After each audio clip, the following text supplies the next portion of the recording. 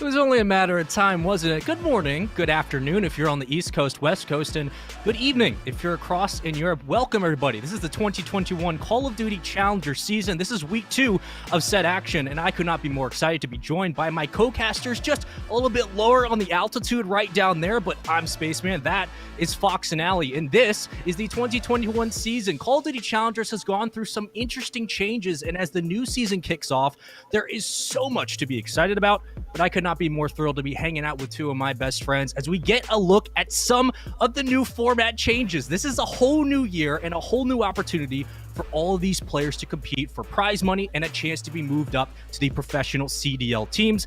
North American and European teams will both play in a round robin in their respective regions for the first 2 weeks. Though 2 teams in each region with the worst records at the end of round robin will be eliminated, so we have a couple of days to get things under our belts. The 2 teams in each region with the best record will advance to the single elimination playoff bracket, and teams 3 through 6 in the middle of the pack will play in a double elimination bracket where 2 teams will advance to the playoff bracket. So if you're top 2, you're doing pretty well. There's a lot on the line, but hey, you've moved on to the playoff bracket. If you're bottom 2, that's where things get a little tricky because you can get kicked out. And well, let's take a look at the actual standings, because the bottom 2 in Europe, not necessarily what most people would have predicted, expected, or if you're a betting man, probably bet it against. Singularity, Team 3G, 1-3, 0-4 respectively. You have Orgulus and Trainhard, your top 2 slots. Everyone else in the middle, Connect 4 obtained Rams. I think we all expected them to be middle of the pack, but I got to know, guys, and I'm going to go to you, Fox, first. First of all, welcome into the new season. But second, looking at just the lineup in Europe, what stands out to you most? Personally, for me, it has to be Singularity at number 7. Singularity at number 7 is definitely a big surprise when we see such commonly known names in the challenger scene being Maple, Denza, Biz, Detain, right? These are names that you're used to hearing at this level of play. So seeing them rounding out the bottom of our competition is a huge surprise. What stands out to me the most, though, is going to be Trainhard, formerly known as Gangsters. This new team getting picked up by an organization, it's got to be huge for them. It absolutely is. And again, having that stability, congratulations to Trainhard for finding their way back into the Challenger Series. And congratulations to everyone on Gangsters. A new rep, a new name, a new org. Allie, same thing, same question. You know the deal. Who are you looking at, whether it's top 4 or bottom 3rd? Who keeps your eye? I'm definitely looking at Orgulus. They are 4-0, have yet to be contested. I'm waiting to see them play against a team like Trainhard or Connect 4, who are up there. They're 3-1 both respectively. I'm excited to see these upcoming matches and see if anybody can kind of give them a run for their money. Yeah, and there's a lot to be excited about because we know that these teams are all obviously competing for the rights to crown themselves the best challengers team on the planet. Yes, there's many events coming up. There's many tournaments. There is many more of this Elite Series to be played. Open Cups, all that great stuff. But I also want to talk about the other standings for North America because we have been sitting here in domestic turf and been watching a lot of these young guns throughout last year finally find the right rosters for them. Looking at Subliners Academy, 4-0, 12-4 in map count. Wester, arguably top 1 and 2 teams. Pick your respective choices. They could slot in individually. Then you have UT Crew, Zed, all the way down to Mr. Mid Maps, 0-4, only 1 map 1, and Maki Maki just barely above. Allie, question. Look, Maki Maki, Mr. Midmaps, unbelievably stacked roster, talent out of this world. But last year was different. This year is a whole new beast. The fact that they are just sitting there without a series win, can you talk to me a little bit about what that must do for their morale? No, absolutely. Maki Maki with the roster of the young guns of Hollow, Jimbo, Sib, Cells. I mean, those are big names that everybody is expecting so much out of, and they just haven't been showing up this year. So I guess we're just waiting to see if they're going to figure out what their problem is, see if they can kind of speed up, warm up later on in the season. But 0-4 is definitely not looking like a hot start for Maki Maki. Yeah, when the roster started getting announced, you had Draza, Fellow, Decimate, and Nagathan on Mr. Mid Maps, and everyone's thinking, okay, this team should just walk through. Basically, everyone else in the rosters in the ladder, Wester, Subliner, sure, that might be a competition, but I didn't expect this. I did not expect 1 in 12 map count, but let's take a look at basically the prizing and how everything essentially formulates for these teams, because this is what you're fighting over. Yes, there's more tournaments to be played, but there's also money on the line, and this can help propel your future, and it can get CDL teams looking at your resume and saying, hey, you're going to be a good sub spot. You're going to be a good player that we want as our fourth. And this is the prizing. First place gets $20,000, total prize pool of $50,000, and down and so forth. It's all allotted evenly, but there's a lot to fight over. Fox, Allie, I'm going to start with you guys, and I want to talk to you, Fox, first. Talk to me about what it means for, especially after looking at last year, the fact that CDLs continue to put money into the amateur circuit, to the challenger scene. You have $50,000 you can fight over just for the Elite Series. What does this mean for these players to be able to compete for this during everything that's going on in the world and the fact you can play from home? Hey, look, Space, if there's one thing we like more in Call of Duty than shot stability, it's financial stability. These guys are here playing for these tournaments, playing for this money, and it's what's it's what's there to have them continue to be able to play. And Allie, you've competed for a while, so you know that being able to play for things other than like, $20 back in the day, or when you would drive to an event, hey, you win the event, you get a free hotel room. What does it mean to be actually able to play for this large amount of money, and the fact that Challengers continues to raise the bar and meet that demand of the Tier 2 scene? No, to see challengers continue to grow and continue to get more exposure in the scene, I mean, it means a lot to us as challengers, as casters, as watchers, to see them get the exposure that they needed and exposure that they wanted. And not to mention, of course, money for grabs always makes it so much better, Space, man. So I'm very excited to see what they start bringing to the table. I'm excited too. You know what would make this stream a little bit better? The schedule. I think we should take a look at it and show you guys exactly what's on slate for today. The permutations of this league will unfold as the weeks go on, but for now, we stay in the present and we just try to see who's going to sit where. It's Connect 4, Train Hard coming up first for our first match of Europe, Team 3G and Singularity for our second, Maki Maki, Mr. Mid Maps, the battle of who's going to basically bow out, in Team Z and higher. Allie, who are you looking at least on the first slate on the left side, Connect all the way down to Team Z? What's one team you're going to keep your eye on? Absolutely Connect 4. I mean, not only because their first matchup is another top seed right next to them, that's Train Hard. I mean, they're both 3-1 in series, so already that's going to be a tough matchup to start off the day. But Connect 4 has already been showing their stability. They've already been dominating pretty well. Again, one of those teams that might be able to contest Orgless later on. Team 3G, 0-4. I'm not looking at them for too much. Hopes are not too high for them, but again, surprises can happen and will happen. Maki Maki, again, that's our young guns, but they are 0-4 as well in our NA bracket. So again, we're hoping to see a little bit more out of them, but so far they haven't showed up to any of their series. And then Team Z, they're 3-1. They are sitting at 4. I'm looking at them favorable in their series, and I'm excited for the matches for the rest of the day. Yeah, Fox, Connect 4, Train Hard, that's our first matchup of the day, especially first one for Europe. Arguably, I think most fans would agree that is the premier match. That is the best group of talent, at least on this list. Record-wise, they have that in their back pocket. But I do look at Team Z, right? Z, Jerd, Denz, and Tay. They were running with Sensor for a while early in the Cups. That doesn't really work out. But Team Z, I feel like, is on the precipice of possibly being top 3, top 2 in North America. It's just going to take a couple of decent quality wins. At the end of the day, though, you look at New York Subliners, you look at Wester, I feel like the depth in North America is much more extreme than it was last year. And yes, that is a factor of 4v4 and roster moves being made. But do you think that we're going to continue to see maybe the top 4 or 5 teams in North America be solidified throughout the season, or is there room to change? It's hard to tell. We're really early into the series. I'm going to say that there's absolutely room for change. When you look at names like Jerd, and when you look at names like Dave in our upcoming matchup here on Connect 4, it's hard to count these guys out, right? These are incredible talents in the Call of Duty scene, and I'm looking forward to see what they can do in the coming weeks. Well, it's been an exciting year for what maps might be, and I know Raid's back, so I just can't wait to see what the actual lineup is. You know what? Let's take a look. Here are the maps of the series, folks. Connect 4, Train Hard, Hardpoint on Raid. Oh, thank you! Search and Destroy, Miami, Garrison, Control. Game 4, Hardpoint will be on Garrison as well, and a decisive, if necessary, Game 5, it will be Moscow. Listen, the fact that Raid is back in, if you would have told me when I was 13 that we would be playing Raid again and we're all getting a chance to now cast over it, I would have said you're absolutely crazy, but where do I sign up? Now that Raid's back in rotation, what do you think it does, Allie, for these players, old and young, who have both played and not experienced the beauty of Raid? What do you think it does for the competitive scene this year? I feel like it was a huge surprise because you think of our veteran players who have played on this map in a competitive standpoint. You think, they would go into this thinking, I have the reps on this map. They're already so good at it. Yeah. But I mean, the young guns, they also played on it too. Sure, they were kids. Maybe they didn't even really know about competitive yet, or they were coming into the scene. And then they finally get the chance to play on Raid in a competitive space. So I feel like it's exciting for both sides. I feel like it's surprising for both parties of veteran, old, and young. So it's definitely an exciting thing for the entire Call of Duty scene. Fox, I look at Miami, and I'm going to steal a little quote from Miles real quick. You have Arklov Peak, Verdansk, and then Miami, because it's just a big map. It's a wide open map. There's a lot of room to move and a lot of nooks and crannies that you can get yourself caught in, whether favorably or not. So you look at Miami S&D. If there was ever a swing game, if there was ever a game that could be chaotic, it would be Miami S&D.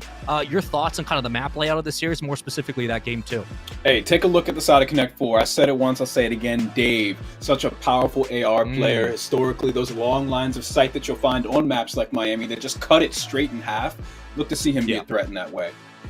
Yeah, and I look at Connect 4, I look at the AR duo. You got Dave, who arguably was the best AR last year during Challengers and the EU side, and this year specifically, he's getting back to that form. Lenny, who's been lights out. You have Joe and Nolson, one of the most explosive entry sub-duos you could possibly ask for on a roster. I mean, Connect 4 just have all the right pieces, and that is one of the big things that has kept them at the top. But for Trainhard, and more specifically for people who are new, yes, this was the Gangsters team that now gets under that Trainhard slot. Whalers, welcome back to Trainhard. Yes, you know him from Denial, but he will find himself back on this organization. I feel like if there was ever a team that could take down Connect 4, Trainhard might be able to do it, but they need everyone to step up, and you have to be able to shut down the ARs. Ali, what does it mean for a team like Connect 4 to have, such solid cohesiveness with those back two ARs and the continuity with your subs to be able to control the map at all times? Not to mention this map layout that we're looking at right now, Raid, Miami, Garrison. These are all some pretty AR-heavy maps, so already we're favoring Connect 4 going into this. But we also can't count out Trainhard. Once again, these two are tied 3-1. Not to mention Trainhard, just getting signed to Trainhard very recently. I mean, they are probably on their high horse right now, ready to go in this series, very, very hot. So I feel like Connect 4 needs to come warmed up and ready, or else they will fall behind. Yeah, and also just a quick reminder that Hydra is filling in on this Trainhard roster. He is being lent down, so he's still on New York subliners, but again, he is being able to compete and play with this team, so I'm looking forward to him. What can he bring to the table? We all know he's a powerhouse, but that means that the game is starting, folks. Let's get into it. Fox, Ali, it's Raid Hardpoint, first game of the series. Have fun. Enjoy the call. So hopping in the Raid, we mentioned a little bit of financial stability. Keep an eye on money room as we rotate throughout our hard points here. That's where you want to be with your ARs. But looking through the eyes of an AR player, Keza, he's got Joe just around the corner, rushing him with a pistol. He's able to take him down. That's a big power position to stop right off the bat. That's the support over the shoulder of Henry. Gone. Pushes through.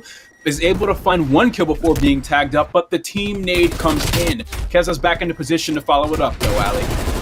Connect 4 already, what we expected. Started out hot and got control of the hard point very early. Now it's time to Trainhard to kind of fall back and try to retake this point. Henry at a hot 5-0, but they still have yet to gain some really solid control over this hard point. Now we're on board with Whalers right now. They're getting a little bit of time now, but there's only 9 seconds left in this hard point. They need to start worrying about rotation, and that's what we're looking at right now as we're on board with Hydra. Already looking to get his way into the back. He hasn't spotted anybody yet. It looks like Trainhard is going to get the first couple of seconds. So again, this is where money room comes into play. The hill's just around the corner inside the kitchen, but they have to hold down that outside window. They also have to keep an eye on the mid push. You see those 3 red arrows pushing straight through the front. Still, though, all white in the kill feed as Hydra finds the most recent one. Connect 4 on the offensive front. Just outside of money room is Dave, the XM4. He's trying to find some damage to do here, but he ends up being taken down. The defense is just too strong from Whalers. Triple kill with the AK-74. The defense out of Trainhard is fantastic right now. Connect 4 cannot get in. They can't even slide in. The trades are not going in their way, but they do have spawns for next. So Connect 4 really need to lock it down here. They need a full 16. They'll be right back in this game, but Hardpoint right now, Trainhard 63 seconds to Connect 4's 11.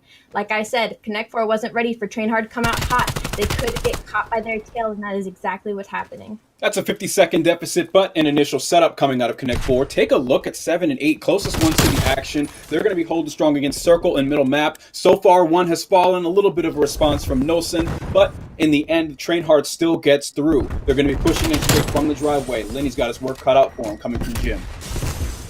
Next floor is starting to get broken from this garage side. What looked like a perfect hold is starting to fall apart slowly but surely as Trainhard starts to pressure the front side. Whalers just trying to play his life right now, trying not to get caught out by Dave, but he knows he's there, and Dave does clean up that kill. Trainhard struggling to break in from the front here. Only 18 seconds left in this hardpoint, but Connect 4, they did get that full 60, and they are right back into this game, but they have a giant hurdle to jump over right now, trying to get to basketball court, which is on the other side of the map. So Trainhard is going to have the initial time on this point. You see Keza in position with 43 seconds of their 64 seconds of hill time to his name already. Also set at 1 and 7. You have to imagine that once his kill column opens up a little bit, this game starts to get pulled away for Trainhard. For the time being, they'll Connect 4. They're pouring it on. The aggression is ensuing. But still, the response from Trainhard is enough to hold on to basketball court with one player behind enemy lines. Is Lenny just around the corner? Whalers has an eye on him, though. Will he be able to sneak up and away from Tree? No, he's called out and eliminated. Joe up top by himself. He's going to push in alone, no support and no follow-up. The AR player, Kez, is going to be able to survive that engagement. 30 seconds of hill time left. Trainhard lead by about 30. Hoping to see a little bit more patience out of Connect 4 as trades don't seem to go their way. It does look like they're going to get in for this last 20 seconds so, but again, they are very late on rotation. Trainhard still trying to contest this final 10 seconds. You know, Keza, he was starting very slow. Last time I checked, he was 2 and 7, but he's starting to heat up, and that's going to be very dangerous for Connect 4 as they are already so behind. Oh, yeah. Quintupling his kill count in just that one hill alone. Trainhard now finds himself at a 20-second lead. We saw at the end of those engagements was Dave with a triple kill to clear things out. As we reset towards the middle of the map for the final hill on this map before our initial rotation begins again, we're going to see some big long-range battles going down. You see Dave win and hops right into the hardpoint before being taken down. It's so difficult to turn those corners. You see White lighting up the kill feed. The kill time stays in control of Trainhard. And with this 30-second lead, they're looking to extend it a bit before we get back to P1.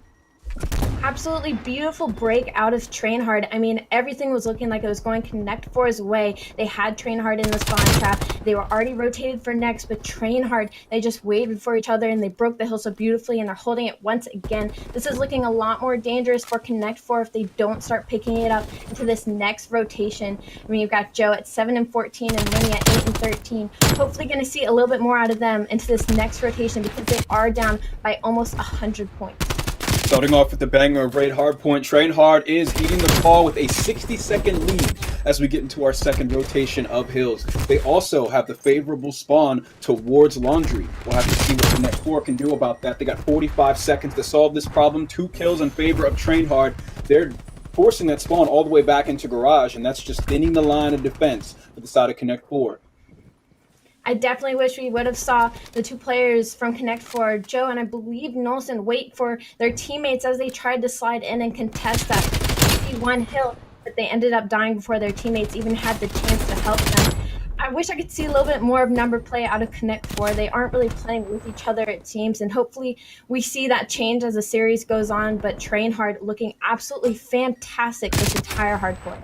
You saw the pillar pressure right there from Connect 4. Dave was taking point, looking over P1. The rest of the team was able to push through, be a bit disruptive, and that's why we have player 5, Lenny, still behind enemy lines. He takes down Whalers. He's a huge thorn in the side of Trainhard right now. If he can survive, that's huge. He loses the gunfight, and everyone is going to end up spawning out towards bedroom for this next push.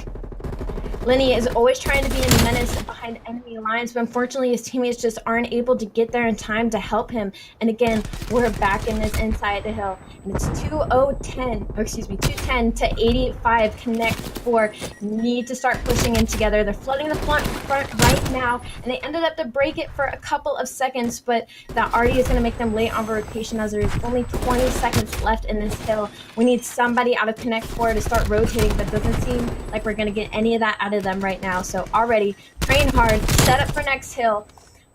It's looking like it's going to be Trainhard's game. Fox, what do you think? That is a 100-point lead with the initial rotation in favor of Train Hard.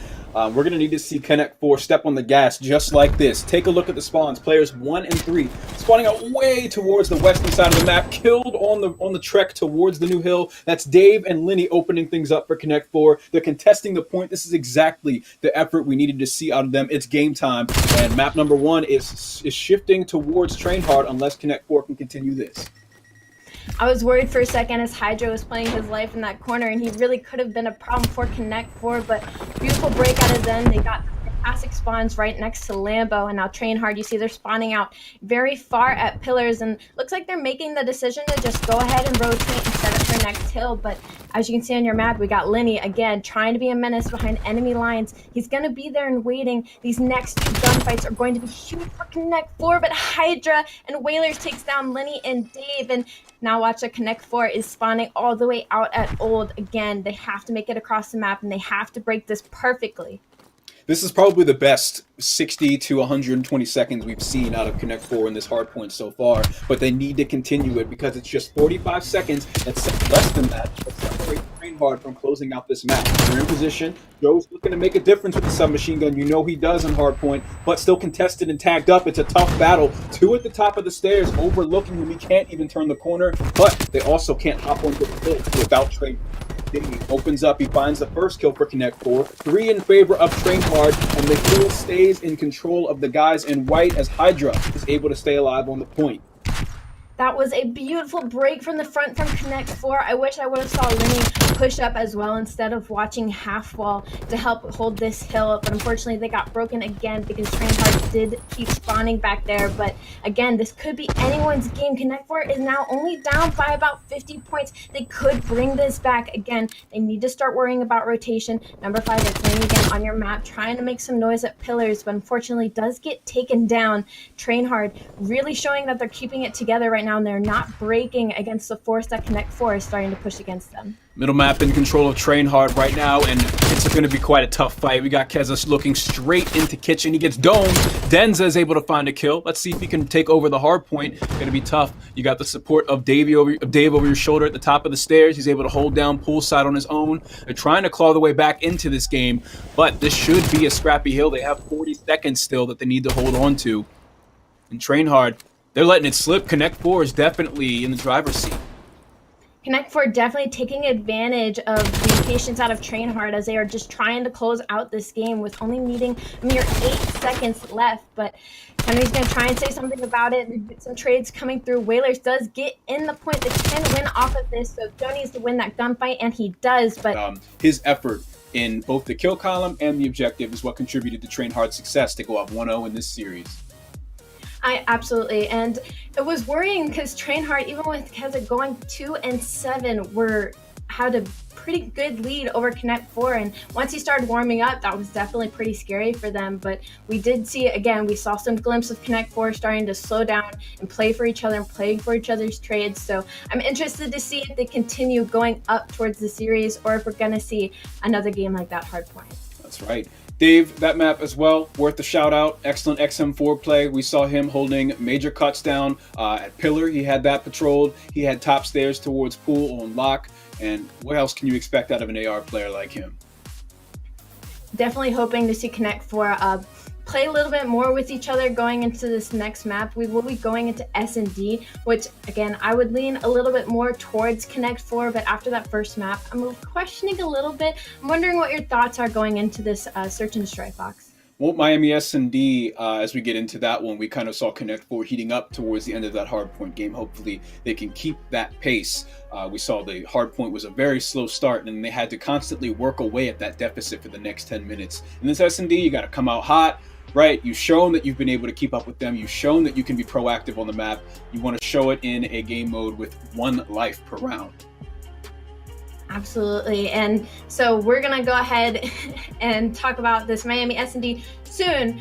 And Fox, so Dave and Nolson, they were doing their jobs on the map. What do you think was going wrong on the Connect 4 side of things that kind of make them slow down their pace a little bit?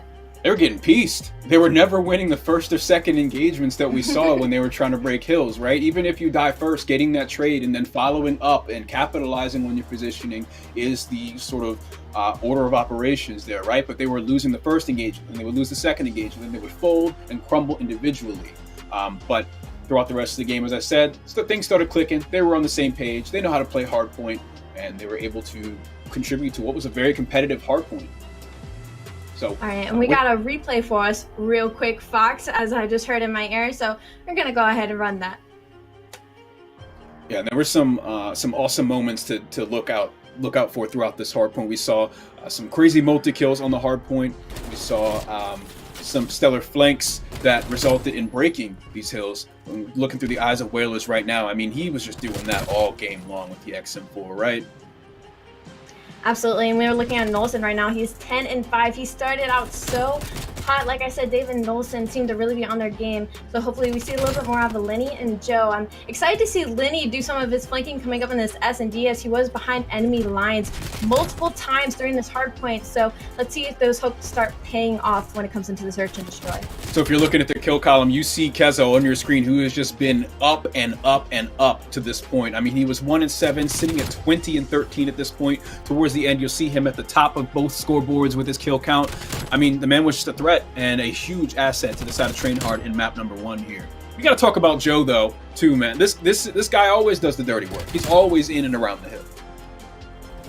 And you're absolutely right. He is 16-28 though, as we're looking, but he has 33 seconds in hill time. That is the least amount of objective on his team. So again, maybe he just had a slow start, but I also want to talk a little about Train Hard. I don't know if you saw Keza's stat line there. He was 28-18, absolutely turned on the fire after from what we had saw from them. So now I'm wondering if he's going to keep that fire and absolutely sweep out in this S&D. Yeah, looking at the S&D again, we're seeing some pretty storied players here that are experienced in Hardpoint and Search and Destroy at the highest level of competition. Several players in this lobby have had their time at our annual COD Champs events. These are our $1 million tournaments, so we're looking at experienced players playing in the Elite Series this week. I completely agree. And now we are about to load into our map here shortly. Now I'm excited to see what they are about to do here on Miami Search and Destroy. Now this is a very big map, you know, AR very, very heavy. So again, we're looking at Dave and Nolson to kind of make some noise on this map. Train Hard did have a slightly better map count over Connect 4. So I'm wondering to see if Connect 4 will be able to keep their composure going in later to the series. Composure is what we need when you're playing for tens of thousands of dollars. You cannot let that slip. I mean, these guys are playing Call of Duty every day from the comfort of their own home. They just got to do it on camera for thousands of people. No pressure, right? No pressure at all. Now, Fox, what are your predictions going into this Miami Search and Destroy?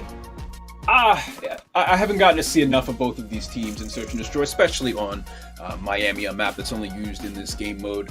So it's a tough call to make so early. However, looking at how Train Hard is playing right now, knowing the history of some of these players on the roster, I'm going to give it to Train Hard. I think we're going to see a stellar performance out of Keza. I think we're going to see Dave as well do some real damage, and it should be an exciting matchup. Absolutely an exciting matchup. And Joe, I feel like it's a very objective all-around player, and even though we didn't see much out of him out on the Hardpoint, I do expect him to show up at least a little bit more going into this Miami Search and Destroy, which hopefully we'll be getting into here soon. We are waiting for us to load into the map, so sorry about the little bit of the wait, but who doesn't want to hear me and Fox talk about Miami Search and Destroy for 20 hours straight? Fox, have you ever played Miami Search and Destroy? Oh yeah, and I'm awful at it. I'm so ready to watch these 8 guys be 10 times better at me than this map. That's what we tune in for, right? This is Call of Duty at the highest level. The best that I've done in Miami is travel to the city. The gameplay is really that's not up my alley for this one. Do you think the map represents Miami very well since you have traveled there? I don't think I know enough about Miami, but I don't think that I don't think they typically have 8 mercenaries running throughout the land, firing on each other. I think in ideal circumstances, this is all in game. So looking at this matchup, I'm looking forward to how things unfold here. It should be an exciting game. Absolutely exciting game, as hopefully we will load in soon. So moving on from Miami, let's go ahead, get some predictions going on for the Garrison Control, talk about this map. Now this one isn't as AR heavy. It is a little bit more on the closer gunfight side. So I'm looking a little bit more on Trade Hard for that one, just because of Connects 4, Dave and Nelson. Again, in case I didn't say those names enough, they are, those ARs that we've been looking out for. So I'm wondering if maybe they'll get shut down a little bit going into the Garrison Control. Yep, Garrison Control Garrison Control and Hardpoint. We're going to be on that map back to back. A very, very interesting map in that we play it on all game modes in this series. Of course, having them 2 in a row should be interesting. Control, one of our newer game modes to the Call of Duty League. A very interesting addition. As you see, we're going to have 2 different points that they need to be able to hold. This is something where defensive play styles are very well respected, right? In a game mode like this, you want to run that clock dry, similar to Search and Destroy. So we'll have to see how those skills translate from map to map in this series, Allie.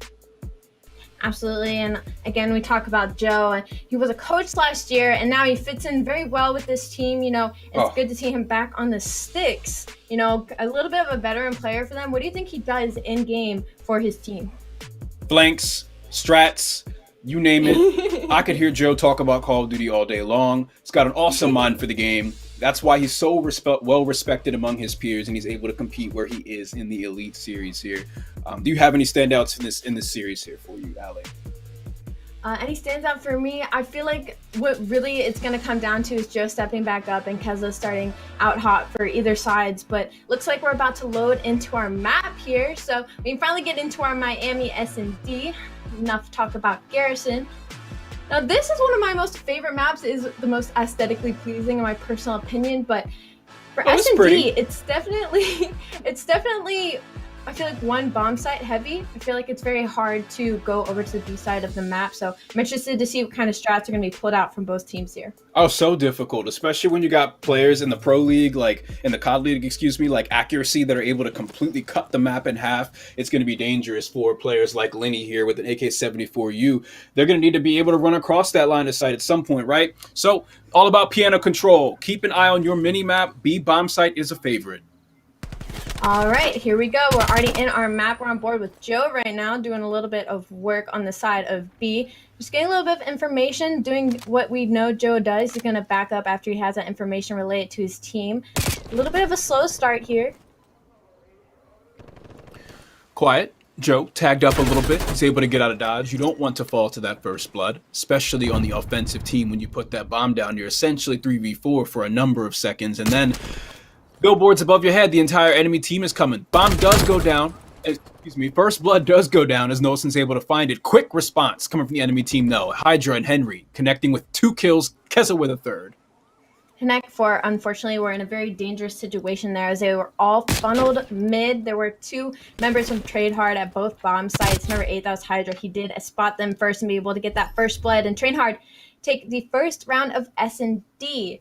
Now, Connect 4, what looked like they had information and they knew what they were doing once they all got funneled mid. It looked like there was nothing they could do. There's no way to get out of that sticky situation once they were caught out. Yeah, and that's that long line of sight I was talking about, right? It's so open and difficult to work through. We'll have to see how they adjust to it in opening rounds, of course, in the coming rounds. Of course, we're just opening up in S&D. There is plenty of time to make changes. Now, Henry, somebody we hadn't talked about too much, is 2-0 right now in this S&D already. On board with him right now. Looks like he's going to go top piano. Very heavy B-bomb push here out of Hard. Sending almost all resources towards it. One on the flank is going to be one watching the flank is going to be Hydra. Oh, real claustrophobic in here as grenades are detonating. Henry's still able to come out with a trade kill as Keza falls in front of him. Got a player on the bomb side just around the corner. We'll have to see what bomb carrier Henry is able to do. He's got Death staring him down just around the corner. Lenny pre-aimed with the 74. He's not going anywhere. The timing might have just worked out beautifully for the bomb carrier.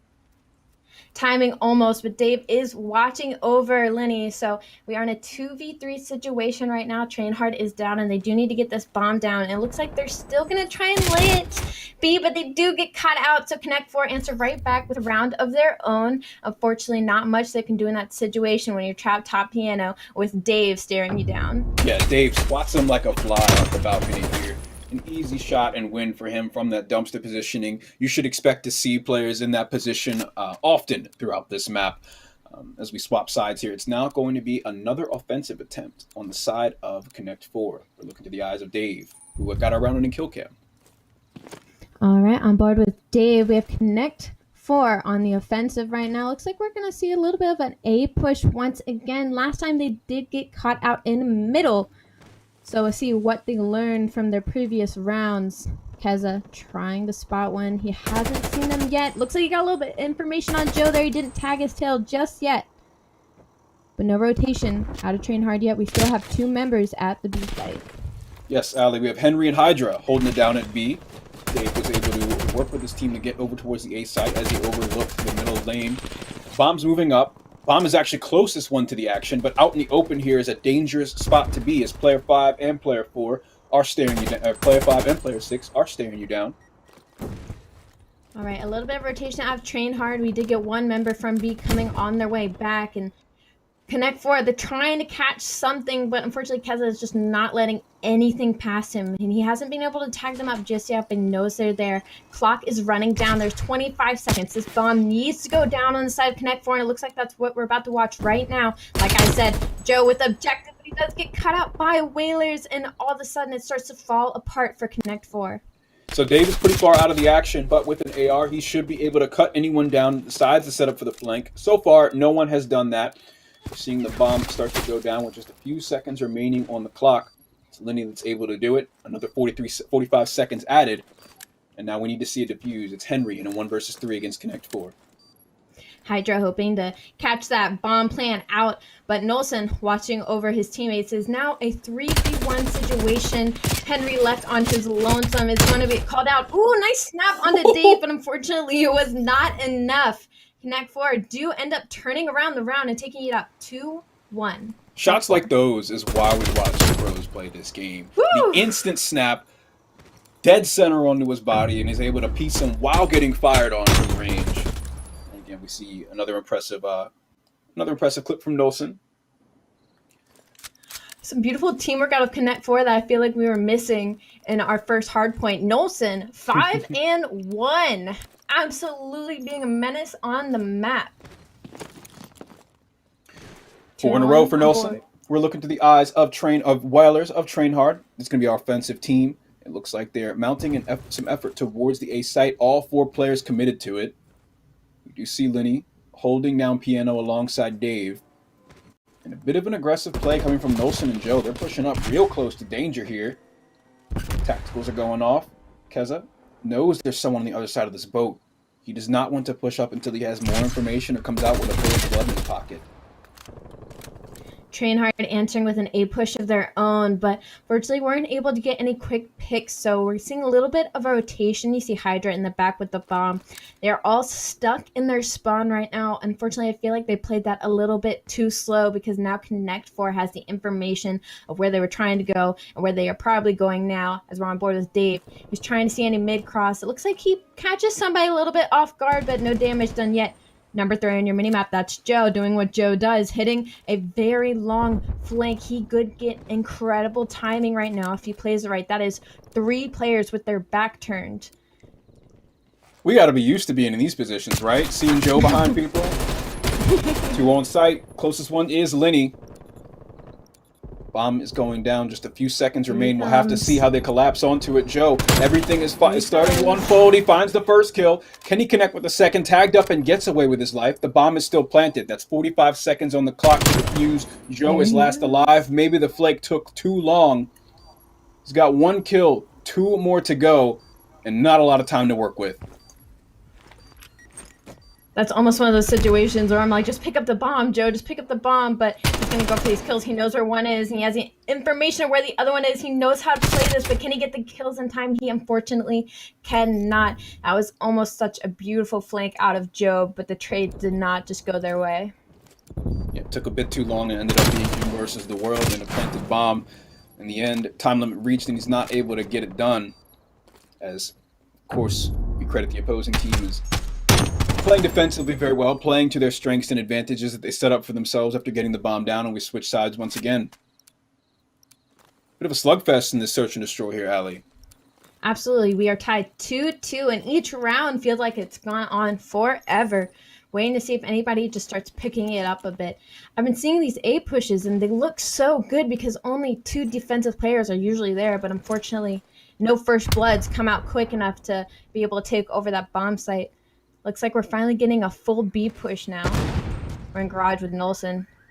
Nothing caught yet. Rush B don't stop for Connect 4. They're pushing in. First gunfight goes down as Henry's able to stop Linny. Again, getting away with his life, waiting for support. Still, he sticks him. The submachine gun battles are won on the side of Trainhard, and that stick ends up finding 2 bodies to connect to. Just 35 seconds left on the clock as bomb is down at B.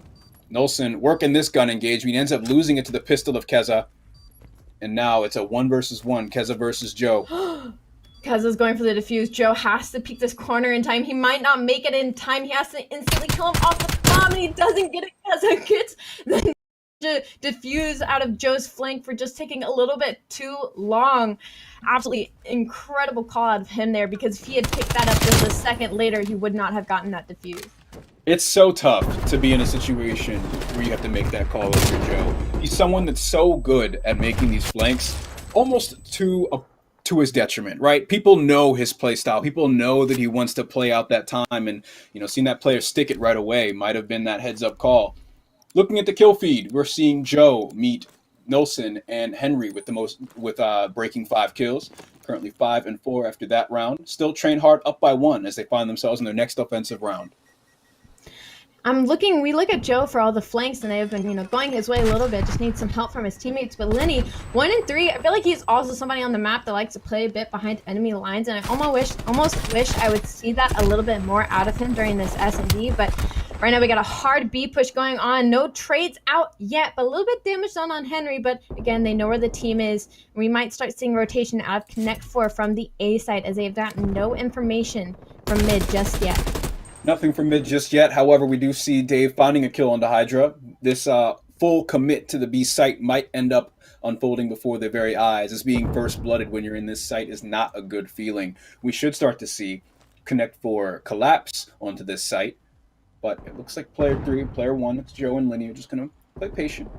By their time, they got the positioning advantage. They have the numbers game. They have the numbers advantage as well. And you can see all they got to do is sit pretty, play out that time. If you look at the bomb site, it is completely surrounded by Connect 4. They just have to play it right, but Whalers takes out 2. You cannot let Whalers do that. Suddenly Dave is stuck in a 1v2, and he cannot get the kills in time. You cannot. Having those positionings of Connect 4, it was all in their favor. They had the bomb site surrounded. They were in a 4v2, and Whalers just, boom, boom, 1-2, hops over the wall, out of the ass, and then gets Dave as he hops right back over. You cannot let Whalers do that. Play so nice, we get to see it twice. Unfolding there in slow motion is Whalers completely dismantling the setup of Connect 4 for them to find that round win. They were down several players, and Trainhard was just able to put themselves up twice the score of Connect. Big plays coming out of them. You have to think before that, Whalers was 2 and 5, so he evened up his KD right in that round alone. 2 and 4, Trainhard up. Connect 4, we are on board with Nolson right now, trying to catch something in mid. Looks like we were going to go for an A push. No first bloods just yet. I feel like we've been watching some very slow rounds, and I feel like that's been the downfall of Connect 4, as they are such a faster team. Big map, tough call to make. Flanks unfolding, though. Plays are unfolding as we see Hydra finds a kill, is instantly traded.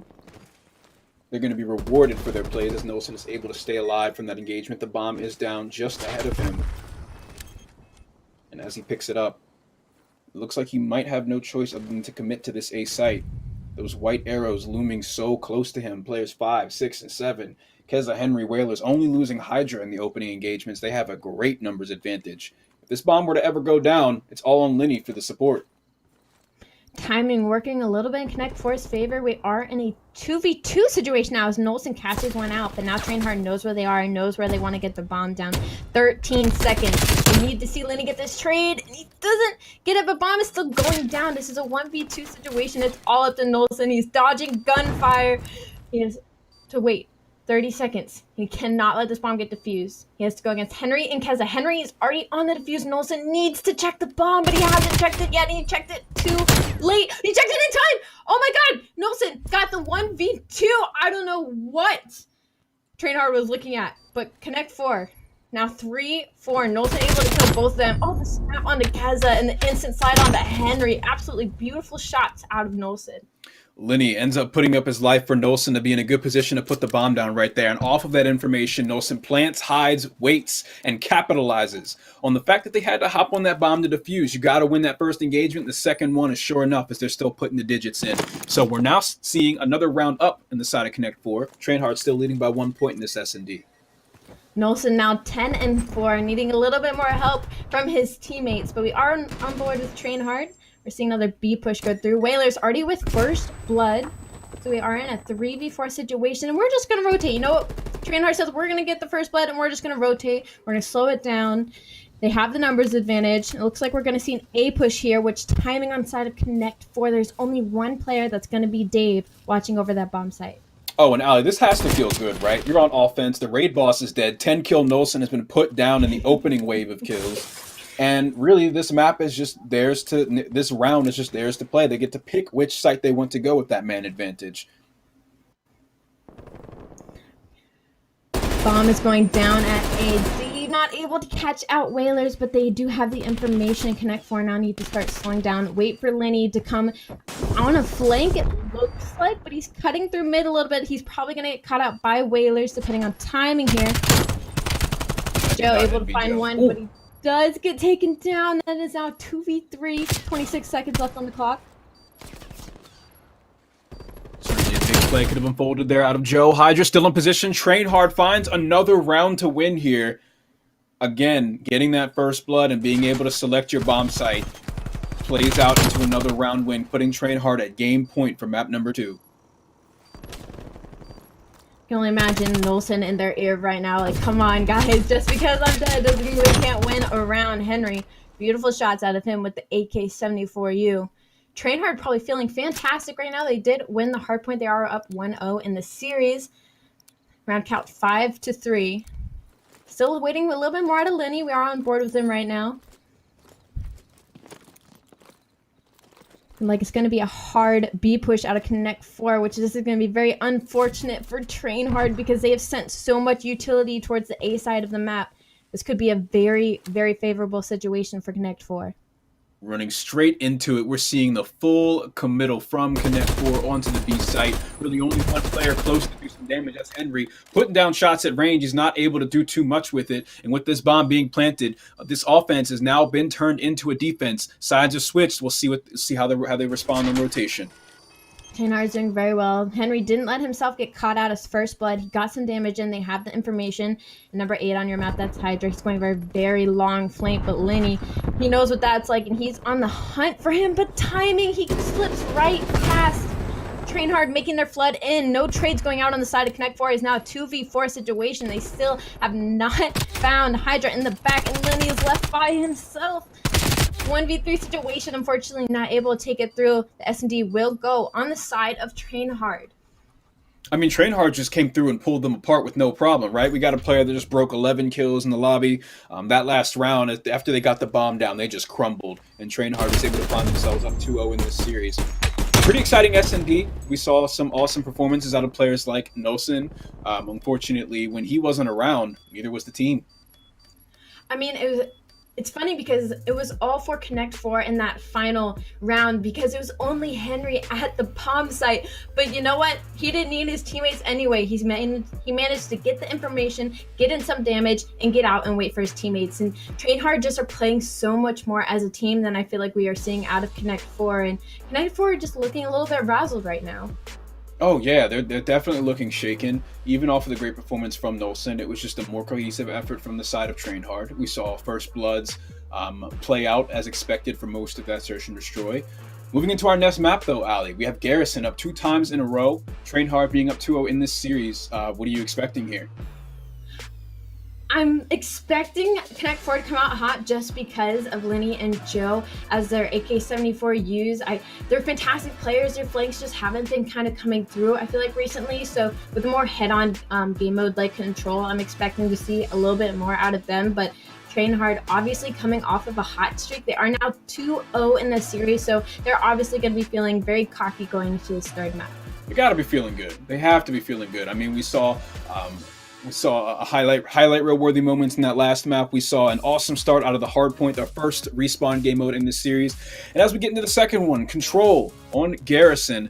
Train Hard looking to close it out with a 3-0 victory as Connect 4. They're fighting for their lives in this series. And again, if you're just tuning in, these are two of the best teams playing in the European region for the Call of Duty League Challenger Series. It's going to be an exciting finish for sure.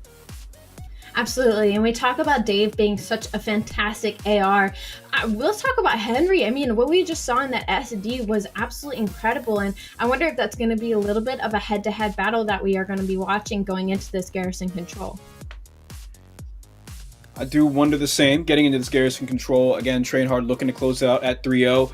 These guys got to be feeling really good right now. I mean, the ink is still drying on the contract for their new deal, getting picked up by Train Hard, right? Previously known as Gangsters.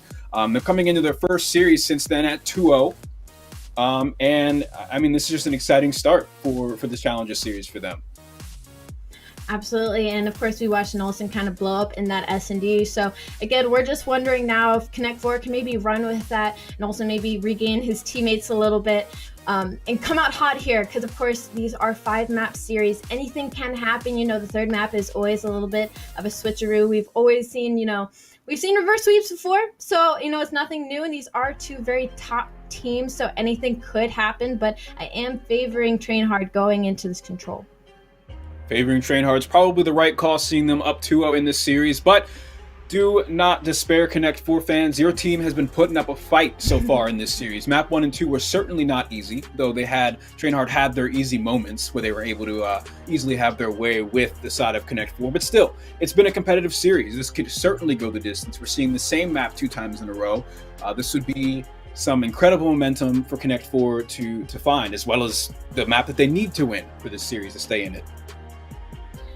Now, these are two top teams, Connect 4 and Train Hard. They are both standing at 3-1, so this isn't completely do or die for them just yet. But, Connect 4 coming out of this series, I do hope they take that. They need to wait for each other a little bit more, get their trades out, slow down a little bit and play with each other. I hope that's what they take from this series going forth. But again, anything can happen. We are still have Train Hard up 2-0, and we still have to go into our Garrison Control. And after that, if Connect 4 is able to pull it through, that will be Garrison Hardpoint. So maybe they can take that momentum and run with it. But Train Hard looking fantastic. I mean, they're playing together incredibly well. Henry taking over in S&D. And now going into this Control, I mean, I'm excited to see all of them kind of take that step forward and do what they did in the Hardpoint. Right, and if we take a look at the previous performances from these teams, I mean, these guys are used to 3-0 victories, right? Connect 4 was able to 3-0 Singularity. Gangsters, again, now known as Train Hard Esports, was able to 3-0 House Tarth, the higher seed in that instance. So that was week 1, day 1. Week 1, day 2, we saw Gangsters actually 3-1 Team 3G. And we saw Gangsters 3-2 obtain. So in the second day, they end up going the distance. First day, they came out hot. We'll see if they can get back on that streak. I absolutely agree with you. Now we'll be loading into this map hopefully soon. Garrison, a fun map. I'm a pretty heavy AR player when it comes to myself in my public matches, so can't say I have too much fun on it. But what about you, Fox? Again, I'm about to watch 8 people that are way better than me at this gameplay. This is why we're here. Fine. This is a learning experience. Certainly. I hope I'm learning something from these guys. I could use an ounce of their ability in this game. I'm sure we all could, right? Garrison Control, though, it's not something that we've seen in terms of gameplay. I know that earlier you were mentioning the prevalence of ARs in this series. Is that something that you foresee on Garrison as well? No, I do, because an AR, I feel like in this game can definitely take over a map, but Garrison is a little bit more of a close quarters, so I'm expecting to still see a little bit more sub fire. Our subs come out a little bit hotter than they have in our previous maps. So again, I'm looking at Joe, I'm looking at Linny, looking at Hydra, I'm looking at Cousin, hopefully come out hot here, but again, I feel like it's going to be on this Garrison. I'm excited to see Dave and Henry go up against each other. Oh, for sure, especially when we're taking a look at positions towards the satellite, right? The radar area, P2 on Garrison. You're going to see AR players just kind of sat pretty behind those big green boxes, pre-aiming that doorway just ahead of them. But as you mentioned, the submachine gun play, that's where it comes into effect. That whole bricks area is just submachine gun player heaven, to be able to avoid the long lines of sight out from those trucks. So we'll see how it all unfolds. Getting into this Garrison control, it should be an interesting one. All right, looks like we're starting to load into our map now, so all of our questions will soon be answered. Now, Garrison, control. All right, here we go. Kicking things off, we're looking through the eyes of Hydra of Trainhard, excuse me. Looks like we're going to have a bit of a reset here. Again, Garrison Control is the third map in this series. Trainhard finding themselves up 2-0 in the series. Are hoping to close it out even here. On their first day of week 1, they were able to find 2 3-0 victories. Day 2, we saw a 3-1 and a 3-2. They're looking pretty well positioned to close it out in a similar fashion as day 1. But Connect 4, they've been putting up a great fight. And we're just going to find a little bit more information as to what's going on with our reset here. Make sure all 8 players are set good to go for this matchup battle. Absolutely, and again, Connect 4 and Trainhard 2, very, very top teams. They are again sitting pretty at 3-1 each for their series counts, but Trainhard is up 2-0 now. Again, these are very top tier talented players. So Connect 4, obviously very capable of taking this Garrison control and running the rest of the series. We've seen it happen before. We could see it happen here. So Connect 4, again, they just need to worry about their trades. Control is a very life-heavy game mode, if I could, use my brain properly. But I do hope that they start getting their trades going through, in a hard point. We didn't see a lot of that happening. We saw a lot of 1 slide-ins, 2 slide-ins, didn't really wait for their teammates. So I'm interested to see if Trainhard kind of takes advantage of that side of Connect 4 and kind of smoke them out going into this control. Right, playing in control, you have that life pool to work with. You can't run in staggered. You can't run in with these kind of staggered attempts at breaking an easy defensive setup. Garrison control, it's so easy to play defensively, especially towards that A site. So keeping that in mind, of course, these guys are going to have to remember that those respawns are limited, and there's the resources are limited at this point. That's the ultimate crux of control. Absolutely, and we talked a lot about flanking out of Joe and Lenny on the side of Connect 4, which I feel like I haven't seen too much flanks coming out of the side of Trainhard, but Connect 4, Joe and Lenny. Now, Control is a little bit more of a difficult game mode to, get behind enemy lines and flank, Joe but once you do, and if you do it properly, that can be very, very dangerous, so it might be resting on Joe and Lenny's shoulders to create a little bit of a trap going into this Control, which I do hope we see going into this map. Yeah, and we saw from Joe, sometimes it's so tough. When you're so good at that one thing, people get ready for it, right? They're going to be looking out for these flanks. Maybe they opt to hold a setup further back from bricks on control A point when they're playing defense. It'll all be really, really interesting. And speaking of the playstyles, Call of Duty is able to bring that out of so many different players, just specifically finding that one thing that you're good at and being able to hone that skill. Is there anyone in the Pro League right now, Ali, that you want to give a quick shout out to that is able to show just that for us? I mean, every single professional player, they're professionals for a reason. They all have their own play styles, but we are loading into our map once again. Hopefully, no draw coming out of this one as we are on board with Hydra. Going into this Garrison control now, they are already on to the offense on side of Trainhard, and once again, we got a little bit of trades going out here. Now we're gonna try and get top green control. Looks like they're gonna try and take B right off the bat. So Hydra's positioning right there. He was able to get up and avoid most of the tacticals that we saw inside top green. He ends up finding a kill out of that engagement and holding on to the point. Whalers is going to be doing some damage from a distance with the XM4. Even if he hasn't found a kill here just yet, look at that. He's able to connect with someone right in the side of the dome. That positioning is just so threatening in nature in that way. And he's able to take over. Submachine gun in his back pocket to do some more damage. Trainhard already absolutely taking over the map. I mean, you can see them all set up in mid, already trapping Connect 4 into their spawn. I mean, I talked about Trainhard, coming off hot. Hydra is 3-1, Henry 3-1, Whalers 2-0. already off the bat, they're showing their dominance on this Garrison control. Oh, they got them on their back foot. Take a look at those kills in the column. Lighten up White. Henry with a double kill. 2 players on point. That's Hydra and Whalers.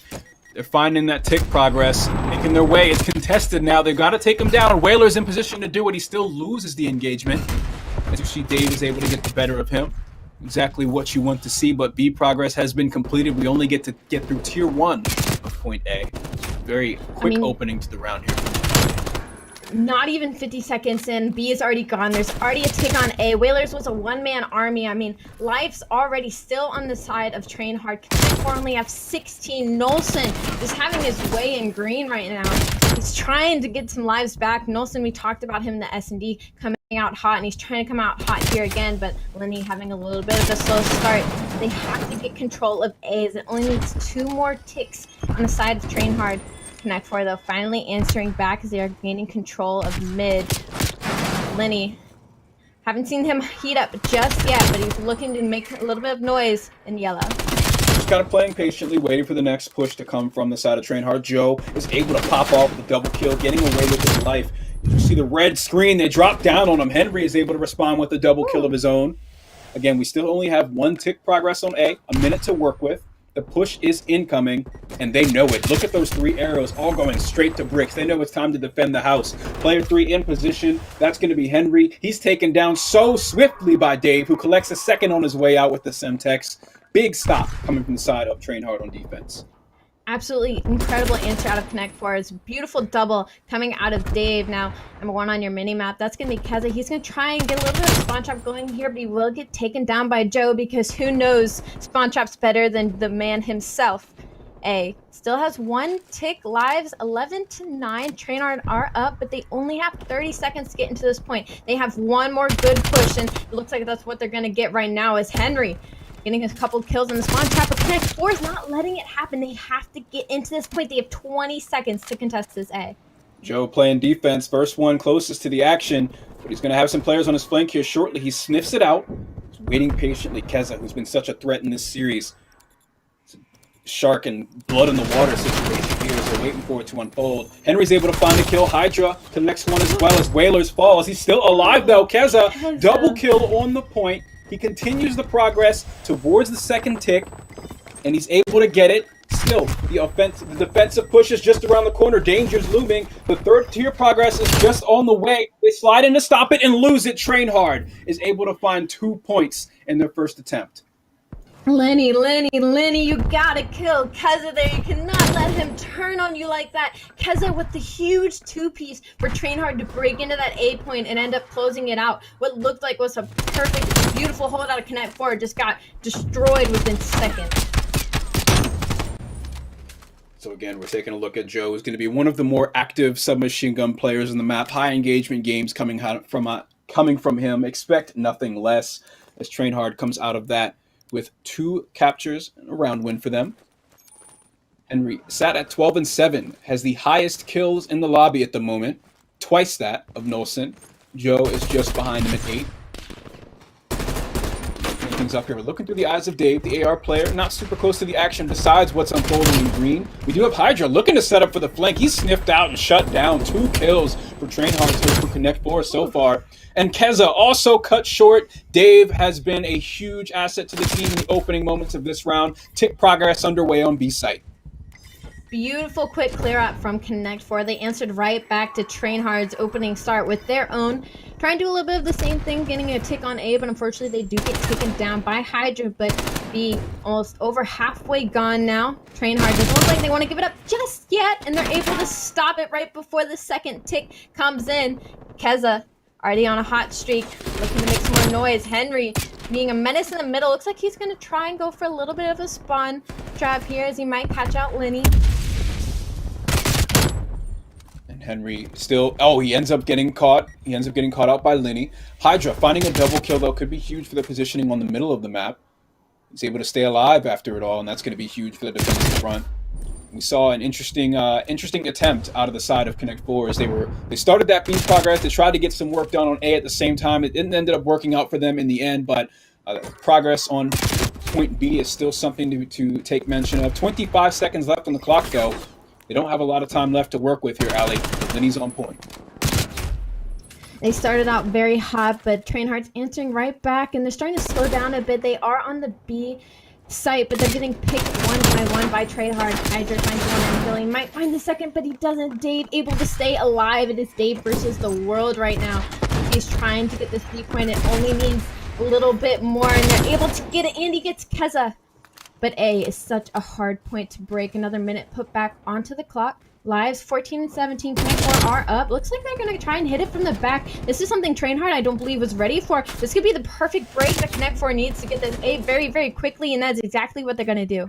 And right there for that last point, just want to shout out on B side, it was Nelson and Dave. You got to give them credit for that break, shutting down Hydra, the player that has the most kills in the lobby, and almost all of them being on the objective. Take a look at that, 12 out of 15. And he was also the first one to be shut down on the A side as they got their first point. Dave is on a 5 streak, looking to keep it going as him and Lenny are lighting up the kill feed. This should be more progress for the side of Connect 4 and Trainhard. They're spawning so far out, and that tick progress is close to completion. Let's watch it all unfold. This looks to be potentially the closing moment to this round. Fantastic hold out of Connect 4 there. They pushed up into the spawn, got those kills, and once they started getting picked off a little bit more by Trainhard, they backed up and played closer to the point. Beautiful round out of them. It is now 1-1 in Garrison control. Connect 4 not going down without a fight.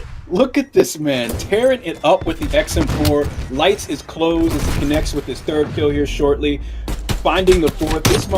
I mean, we saw towards the end of that 5 streak just how much damage he was able to do. Such a dangerous player when he gets that hot hand going.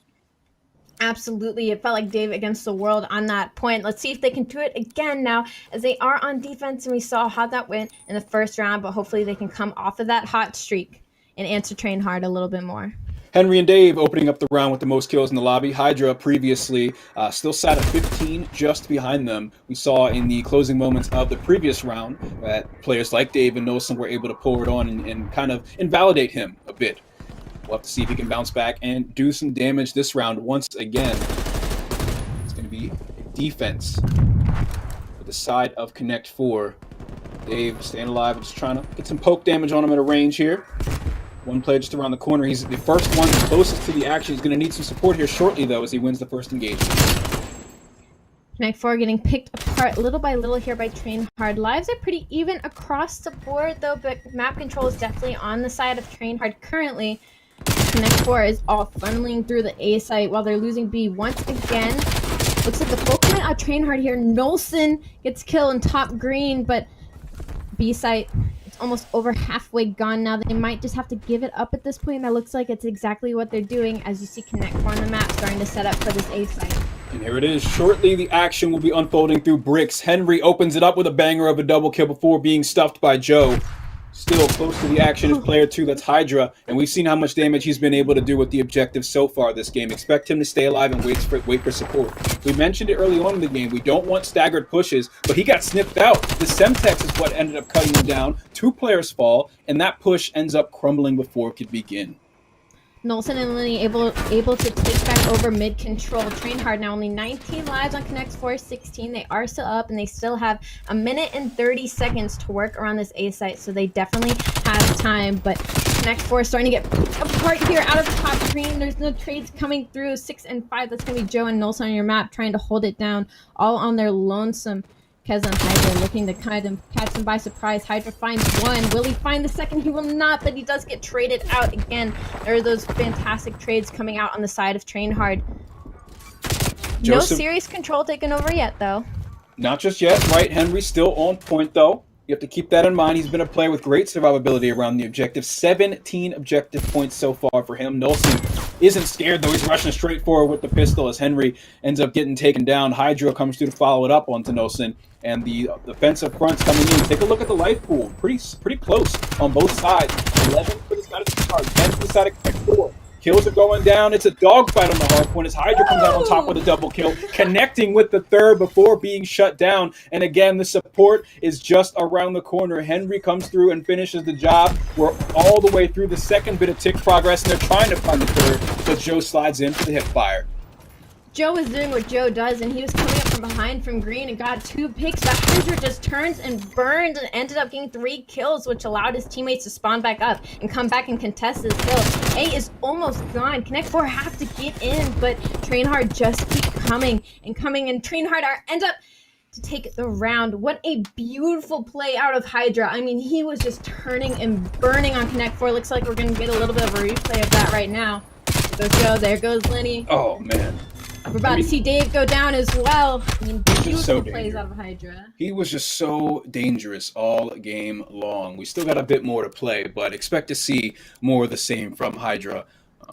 Towards the closing moments of round 1, we saw what Connect 4 was able to do when they needed to answer him, but they need to have it happen again here as Trainhard again at map point and match point.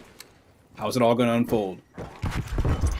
Being a little bit of a back and forth game here, so I think it all comes down to this. Trainhard need to take this round right now to close it out here 3-1. Connect 4 though having a little bit of something to say as they do have mid control.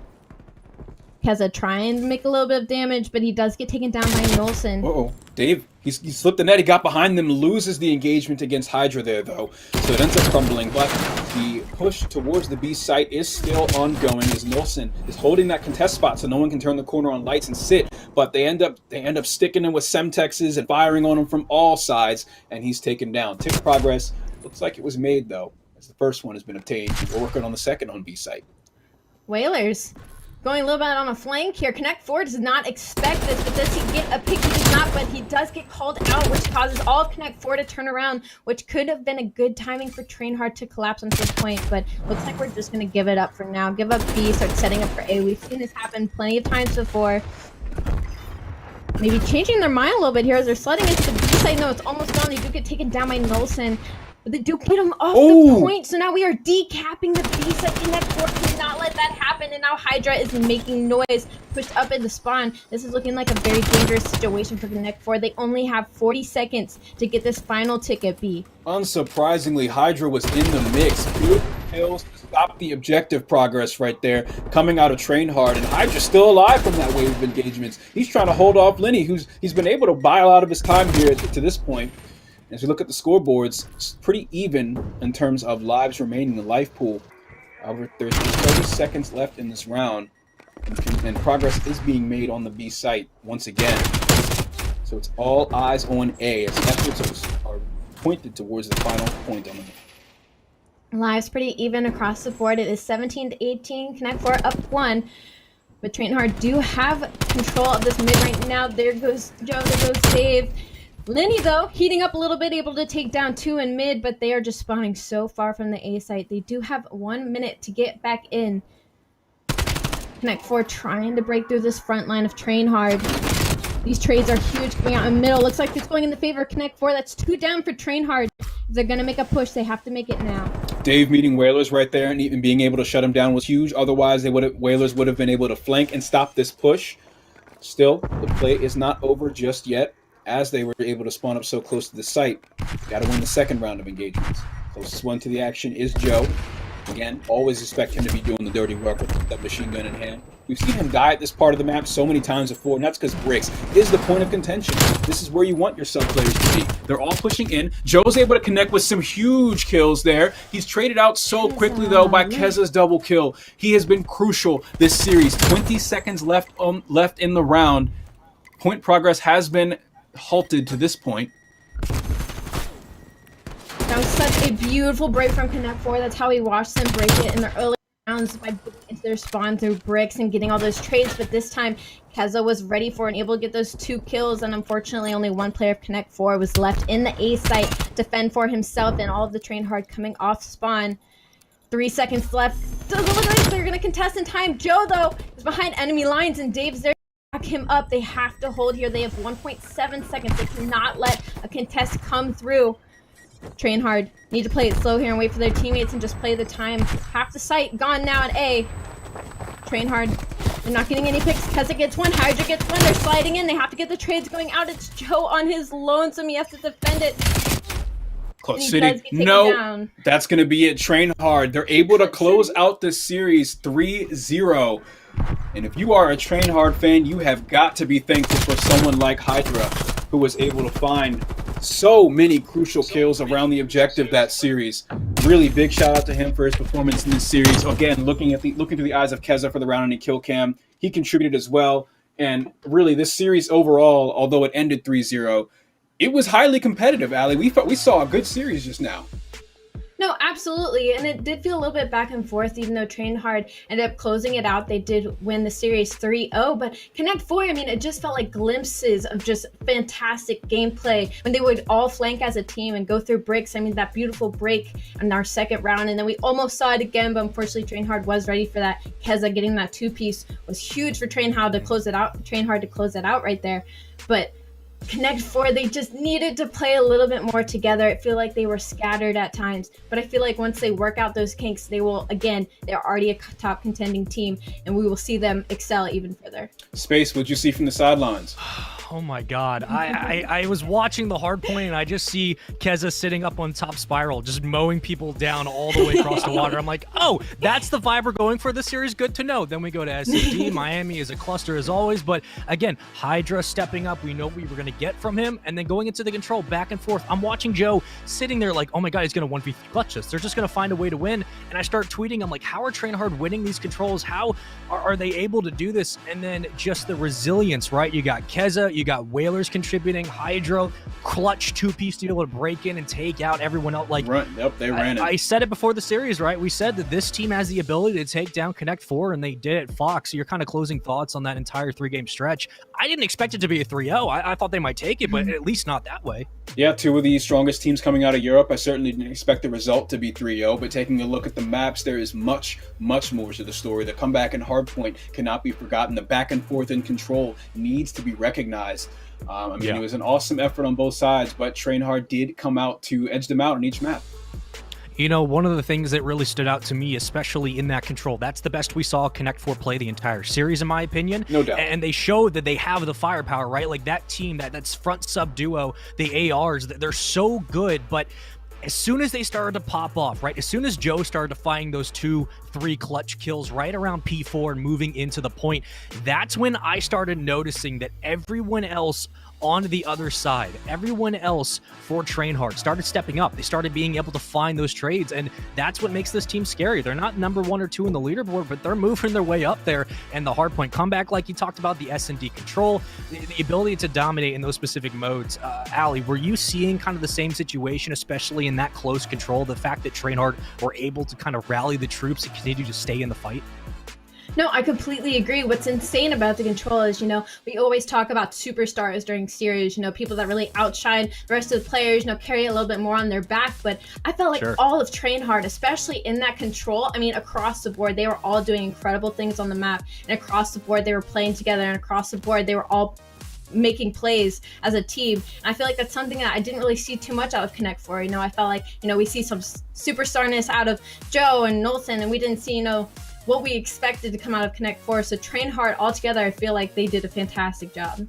And without giving too much away, which is something we will talk about a little bit later with Singularity, but what Connect 4 did so well against Singularity on Raid, they were the brunt force of against Train Hard. So Train Hard basically just took their playbook and did it right back to them. They complete the comeback, but also a quick update for some of the matches on the sideline. Team 3G got 3-0 swept. They lost to House Tarth, so they now sit at 0-5. They're now like 4-16 or 4-15, 16 in map count, something like that. So not necessarily the greatest start to the day. I know we have them coming up next against Singularity. I'm going to quickly get your guys' thoughts on that. Fox, you're 0-5. You haven't won a series in this Challengers Elite. This is week 2. You're getting close to that border of being knocked out and having to work your way back into the elite side of things. What do you do as a team? You have not been able to find success. What does it take? It looks like you're falling, and you're falling hard, right? That's something you need to be able to bounce back from. When there's thousands, tens of thousands of dollars to play for and thousands of people watching, you cannot let that pressure and the stakes get to you. You need to be able to bounce back and commit to it as a team and just play your game. Ali, your closing thoughts on the series we just saw and Connect 4, right? They look like they're still, a good roster, no question, but are Train Hard, are they a force to be reckoned with? Will we start talking about them later in the season as being a top 3 team? No, absolutely. I feel like Train Hard and Connect 4 really top teams. It was already a really good series to begin with. But Train Hard really, I guess, showed what they could and were capable of doing in this series. And I wanted to backtrack a little bit to the teams you were just talking about, 3G and Singularity. 3G, I feel like at this point, what they need to be doing is just looking for the future, because obviously you're 0-5, you're down, you haven't won yet. Obviously spirits are low. I'm sure they're feeling not lazy, but they're feeling a little, lost hope right now. So what they need to do is they need to looking for the future, what they need to fix, what needs to go down, if there needs to be any roster changes, and then hopefully we'll see a little bit more coming out of them. And while we have you guys, let's extend the olive branch just a little bit. And Fox, again, I'm going to ask you this. Hydra, on loan from New York Subliners as a sub, he comes down and clearly he's having success. We expected him to. No one was really questioning his capabilities, but we do know that he brings a lot of depth to a roster, even being such a young player. Standout last year. Now he's basically signed as a pro. What do you think he was able to bring to this Train Hard, formerly Gangsters roster that they didn't have before? And do you think his firepower is enough to move this team up and towards the top 2 conversation? Space, you said it perfectly right there. It was his firepower. He was just always there for the objective, especially in that control game. Sure. So many crucial multi-kills, huge stops on the point, both offense and defense. Expect more out of Hydra as a sub for this team, excuse me. Yeah, and they were grabbing fourth a couple of times. This original, Gangsters before Train Hard was involved at some point, they were grabbing fourth a couple of times back in January during the Cups. They made a change. They dropped Chain, or he leaves, and then they bring in Henry. And Henry has slotted in really well with this roster. I feel like Henry is one of those unsung players where he may not carry in terms of stats, but a lot like an Envoy, he fills in the roles in the routes appropriately, and he leaves less pressure on your team to commit and control, to be able to find that rhythm at mid-map. Allie, what were you seeing from him in the series? What did you notice that he was contributing that may have gone unchecked on the stat? I mean, it was just kind of like he was an underdog player. I mean, obviously you have Hydra going off and, everybody's paying attention to Hydra, but that's exactly what they want the other team to think. They're all focusing, where's Hydra? I can't imagine what those callouts are like. When you got Henry on the map doing the exact same thing, but nobody's thinking about Henry. And I feel like those two duo together is an absolutely dangerous pair on the map. Yeah, and I was watching some VOD of this team just compete in general, right? You're just going over the film. We were all just kind of taking a look at what they brought to the table. And we looked at Whalers and Hydra, and we basically said, this is the duo that kind of has to carry this team, right? Not saying the other players can't step up or any stretch of the imagination, but Whalers and Hydra have the most experience. Hydra is now a pro. Whalers has years of experience back to, I believe, AW. So he has been here. He understands what it takes to galvanize troops and form a good roster.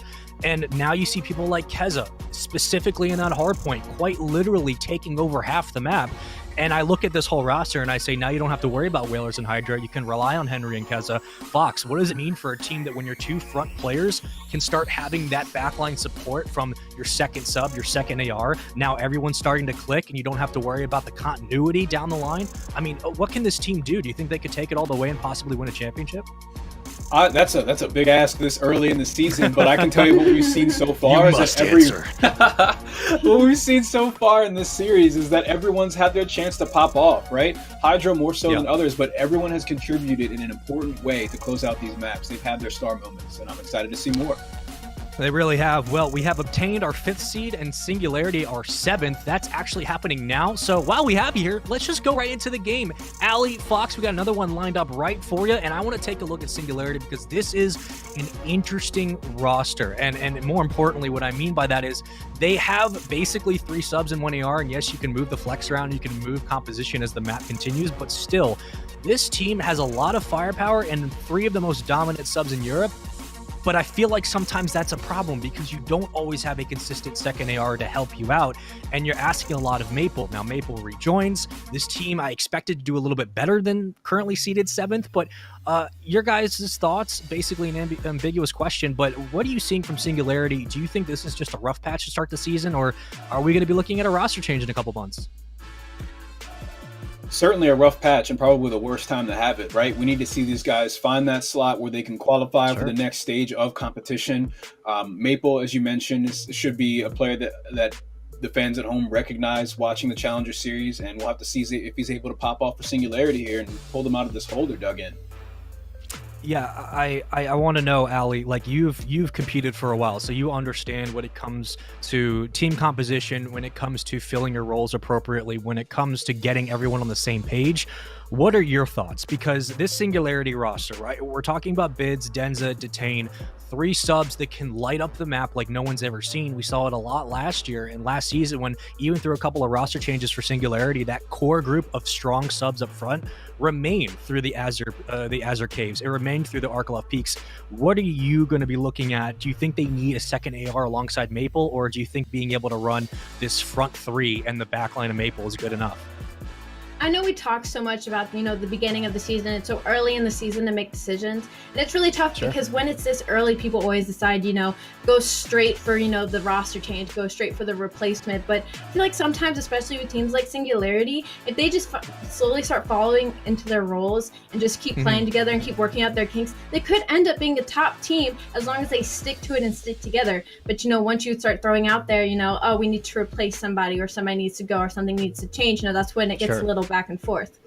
Well, practice makes perfect and maps make things interesting. Team Singularity obtained esports on your screen. It was Obtain taking game 1. S&D goes the way of Singularity, and not really a big surprise there, and Obtain take the control on Raid. Now we head to Checkmate Hardpoint. Up 2-0 is Obtain. Singularity, this is probably a series they desperately need to win. If you don't, you risk falling down 1-4 in the standings in terms of series, and you go down to like 6-14 or 15 in map count. But Obtained, they're up 2-1. I just got to ask, predictions, guys, going into game 4, who's taking it? I'm looking at Obtained Esports. I mean, we saw them take the first hard point, getting into the second one. They're a safe bet. This is not a spot you want to be in, right? You don't want to be in the spot where you got to start counting up the map records of other teams in the standings. You want to be able to close it out strong here with that 3-1 victory. So, it's a little bit of a toss-up for me because, you look at the first hardpoint, 250 to 235. That's a little bit closer than I feel like anybody would like it to be, not to mention Team Singularity taking that S&D. So, if we do end up going into Checkmate and Singularity does take it, I can see them winning the Garrison. So, because we didn't see that first map, I do feel like it could go a little bit of either way. Now, I will throw this question before we get into the game. Checkmate, a map where we see Kriegs and XM4s, but you really only have 1 AR on Singularity, so will that come into question? Who knows? That's not my job. That's your job. Welcome, Fox and Alley. Congratulations. You get to cast Checkmate Hardpoint for Singularity and Obtained. Obtained's up 2-1. Guys, have fun, and, I hope you get to see some good Call of Duty.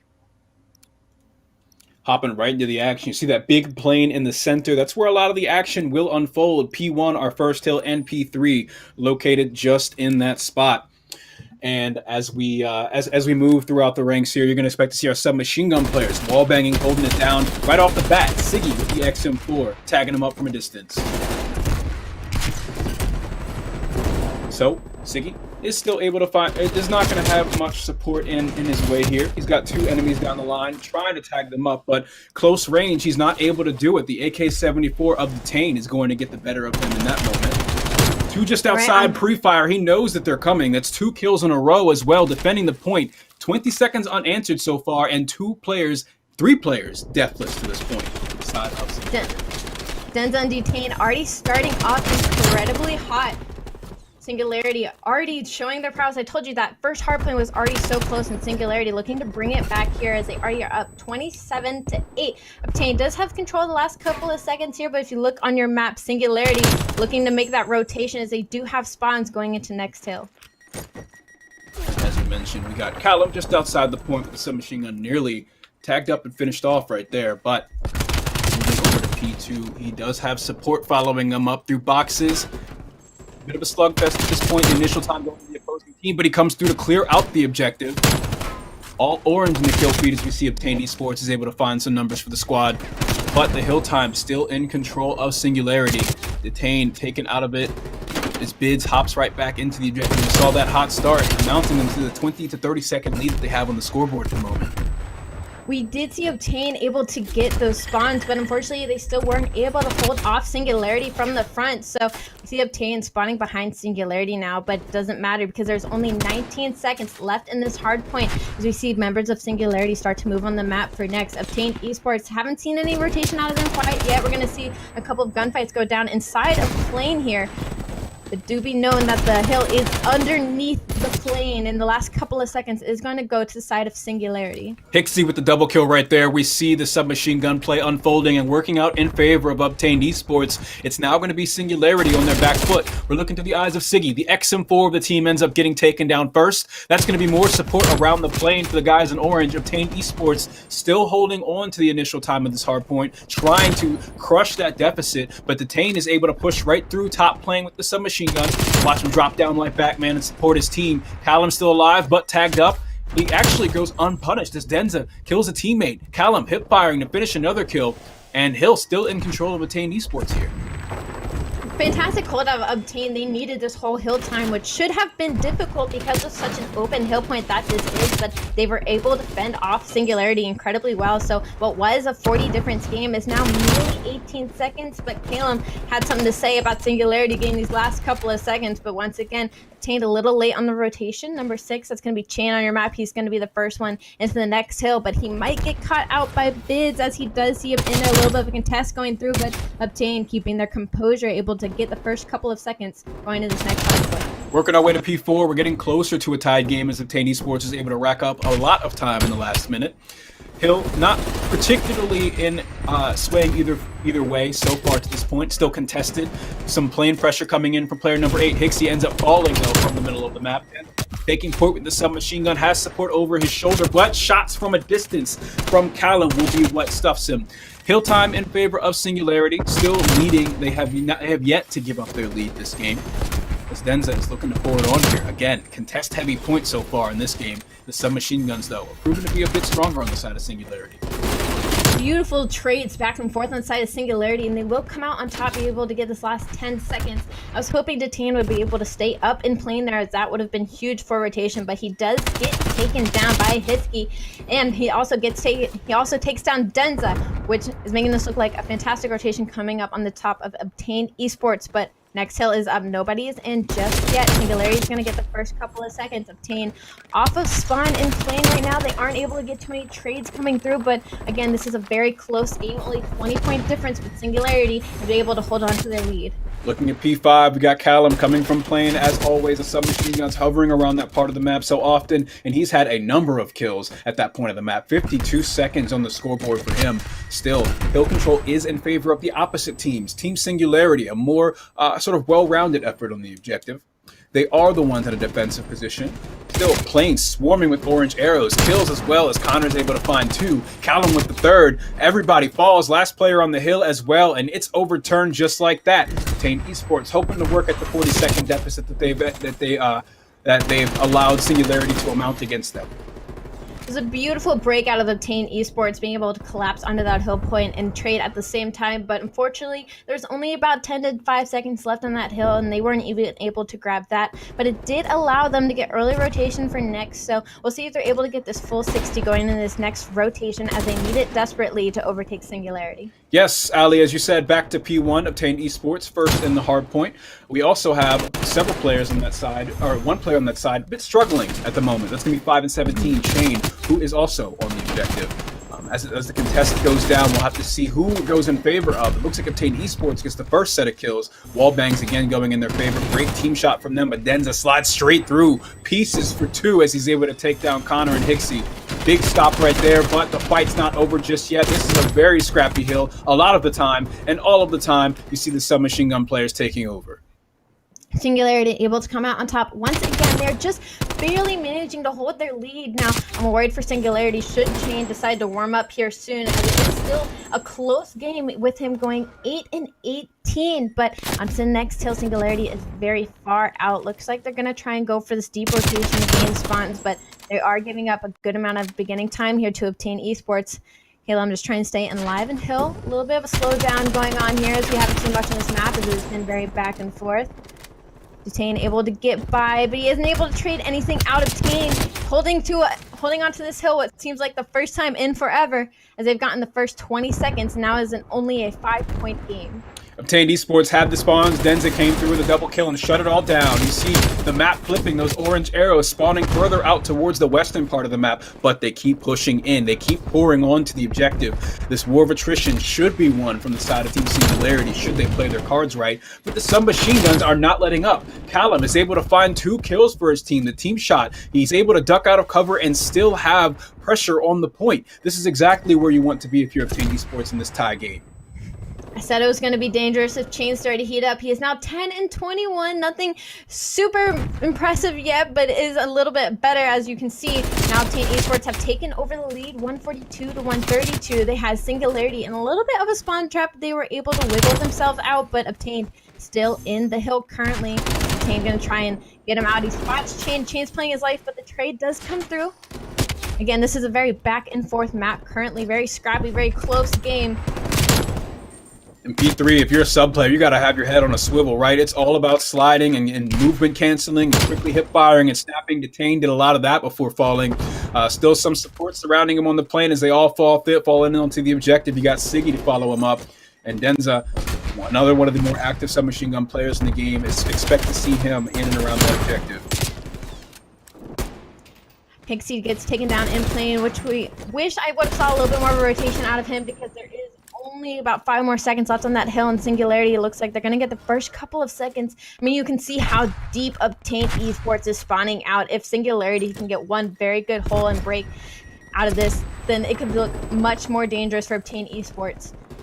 We're looking at a 5 streak from Bids, a 3 streak now stopped from Siggy as he rotates to the new Hardpoint. That's 7 in a row for Bids. Detain is able to milk all that Hardpoint time as Bids, your reign of terror has come to an end. The lead mounting on the side of Singularity, closing in on a 40-second point lead against Obtained Esports. Pixie looking to put a stop to it here. Obtained able to break. You know, Siggy played his life a little bit more there, waiting for his teammates, but again, nobody on the hill now. Singularity able to slide in for a little bit, but it will get contested. Obtained is not going down easy, but Singularity just keeps inching further and further away as they are already on rotation as well. Callum, such a nuisance. There's a reason he's got so many engagements for the side of Obtained Esports. He's got to pick up a lot of the slack that we're not seeing Chain contribute to the game, right? We saw maybe 2 minutes ago he was at 10 kills, and now he's just at 11 kills, and Callum is still staying just as active as ever. Rotation comes in. Team Singularity gets the initial time. Obtained Esports fighting on their back foot again. Bids kind of able to twiddle his thumbs for a little bit as his teammates get all the kills in mids on Obtained. But number 7, Caleb, he's able to pick him off the hill for a little bit, but he is on his lonesome waiting for his teammates. We could see a beautiful break come out of Obtained here as he can get some time, but again, they are down 40 points, and we've seen this go back and forth so many times, and we need to see a good full hold here out of Obtained. Callum played that perfectly, right? He put his team in this position where Team Singularity had to scramble, figure out where he's at, and the rest of Obtained Esports were able to close in on the point and keep it contested, and now they have control of it. The scrap time just might go in their favor as they rotate towards the middle of the map. All the white arrows are so far away they can't do much about it. Player number 1, the closest one to the action, is Bids, and he falls to Connor. So it's all about that plane control now, and Chain is at the front of the fight on the 4th street. Yeah, Singularity there had them in a bit of a spawn trap, but they weren't able to get plane control, so now everything seems to be going in the way of Obtained Esports. If they can hold this full 60 time, they will not only overtake the lead, but be only 30 to 40 seconds from winning the game. So Singularity need to break in here. That's 3 down. Unfortunately, one of those was Singularity's teammates. They weren't able to break the hill. Singularity needs to break this hill before Obtained gets his full 30 seconds. Connor not going to let anybody come up these steps stairs. He takes down Bids.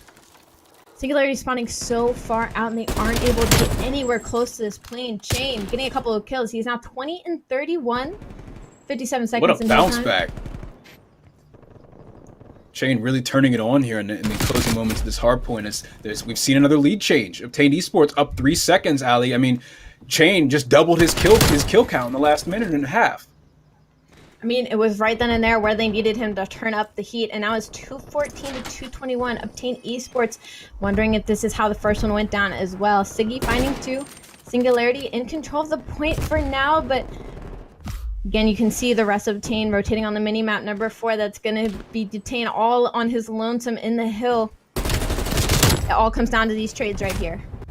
Siggy, big stop, 2 kills, 3 kills in a row before being stopped. But again, the submachine guns, they're not letting it happen. Callum falls, but Chain playing like a new player in the last half of this hardpoint here. He's able to find a double kill, get his team some hardpoint control. The fight's not over just yet. Team Singularity swarming around them. Callum is on the front line here alongside Chain. The submachine guns aren't letting them have it, slamming the door shut. They're spawning so far out. 10 seconds separate Obtain Esports from taking this hardpoint. Can they close out the series 3-1? 3 seconds separate them. The submachine guns come through to contest. It's still not enough. Obtain Esports wins it.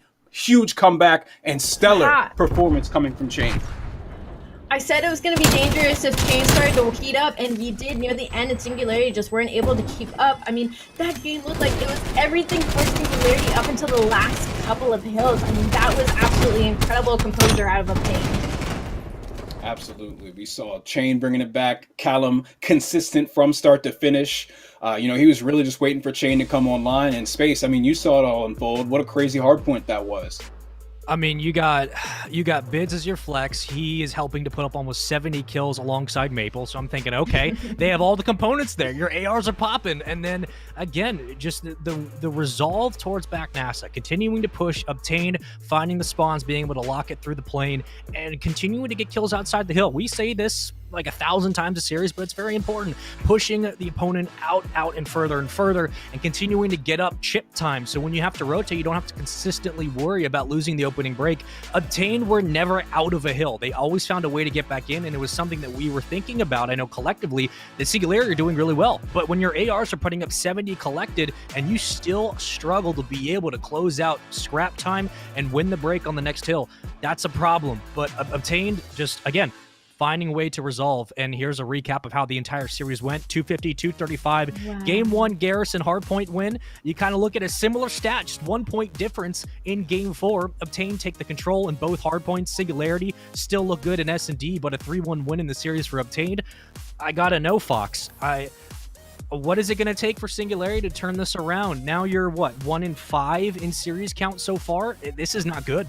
Yeah, I mean, it's a tough ask. It's not looking good as we're just starting out the first few weeks of competition here in the Elite Series. They really got to be kicking themselves here. They lost 2 close hard points that could have come down to just a couple of individual moments in the game. I think that maybe they should have been able to close this one out much sooner in the second hard point against Obtain Esports, when you had someone like Chain that was not able to contribute until the final 4 or 5 minutes. But either way, Obtain Esports coming out strong for that third map win. Ali, we're not even going to talk about roster changes because that is just so not the answer. It's only the first couple of weeks, but I will say, role changes. Are we thinking about it now? Are we looking at Singularity with all the star power they have on this team? Are we thinking about a role change for at least someone else to move up to an AR spot? Are we saying, hey, Bids, you're the flex. Do you start pushing a 3-sub meta? I don't really think you should, but what are you seeing? Do you think they need to start taking a look at the roles themselves? What's so tough about those losses on the side of Singularity is, everything seemed to be going their way up until the last couple of hills. So, I mean, they have to be beating themselves up over that. Not so much maybe a role change, but maybe just start trying to work on the meta a little bit more. Have more of your flex player playing a flex, because 3 subs, especially on a map like Checkmate, just isn't going to be working out for them, unfortunately.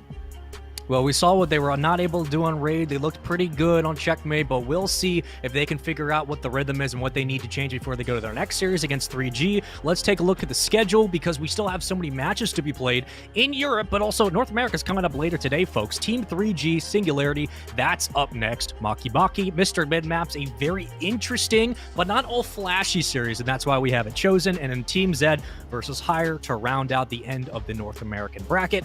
But these are the last 3 matches we have on slate. We will continue to fill you in with matches that happen on the sidelines and updates that come through.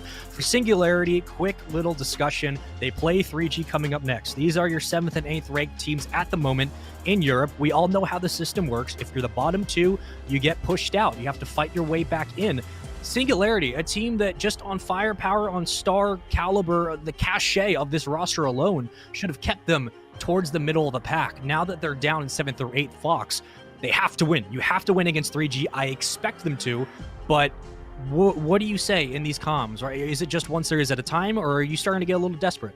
One series at a time, you're on the ropes, and now's the time to start swinging. I mean, Singularity, they got to fight for their lives in this next series. As we mentioned, that elimination factor is certainly in the back of their minds. Elimination is looming, and they need to step on the gas pedal here. But coming off of this victory, they got to be feeling pretty good.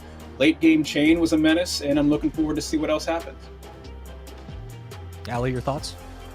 I just feel like Singularity need to go into this next match with confidence. I mean, Sure. 3G, I mean, they are 0-4. Singularity, forget about your other matches today. Forget about being in the bottom two. They just need to go in with confidence. They are a good team. I believe they can be a great team. They just need to work out their quirks. Well, who knows what's going to happen? Predictions aside, that's why we play the game. We want to know what the actual results will be. For now, though, we're going to throw it to a commercial break, and when we come back, 3G, Singularity, bottom tier, but a lot to be desired. We'll see what they're able to do when we come back from this commercial.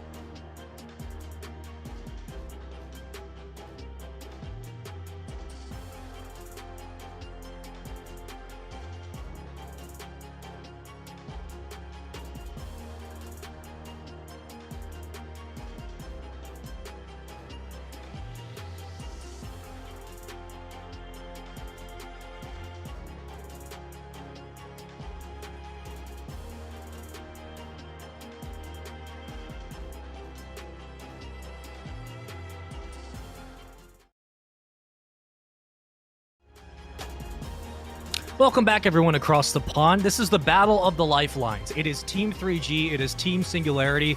One of these teams is either going to be 1-1 tied for 7th and 8th, or 2 and the other team has no series wins. So that's kind of the situation, right? Singularity have yet to win 2 series in this Elite Series. For 3G, situation's a little bit worse. You've yet to win 1.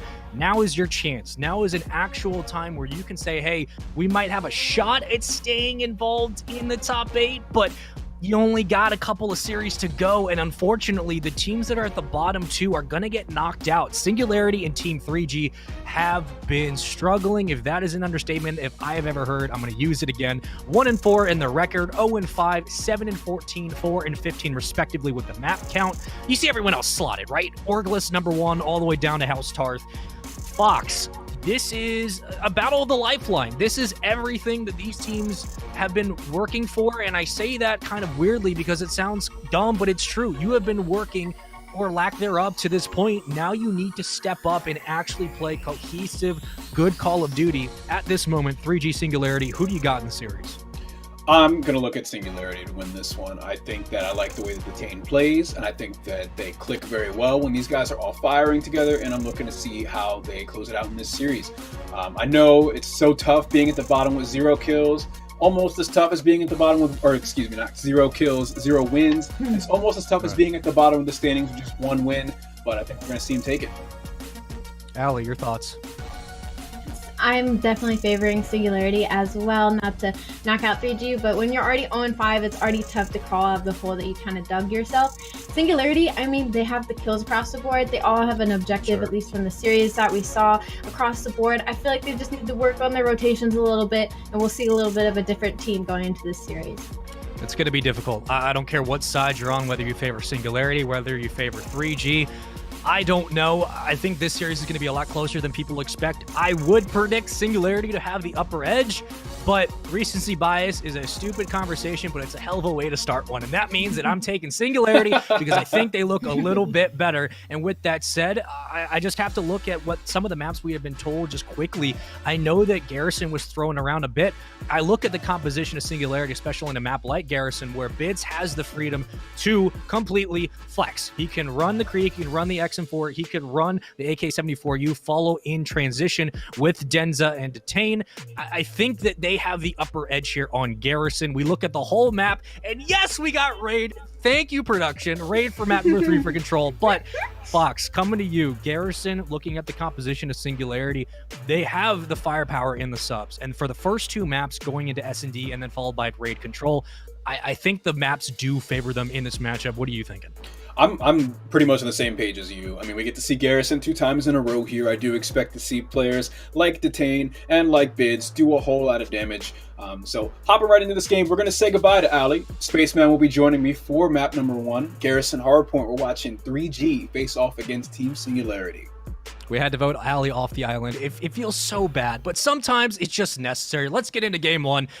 Series underway. Singularity 3G first map again will be Garrison Hardpoint. This is one where I'm looking at Bids to step up. You need those frontline subs to absolutely carry the load, take the weight off Maple's shoulders, and off the start, it's Detain in the hill.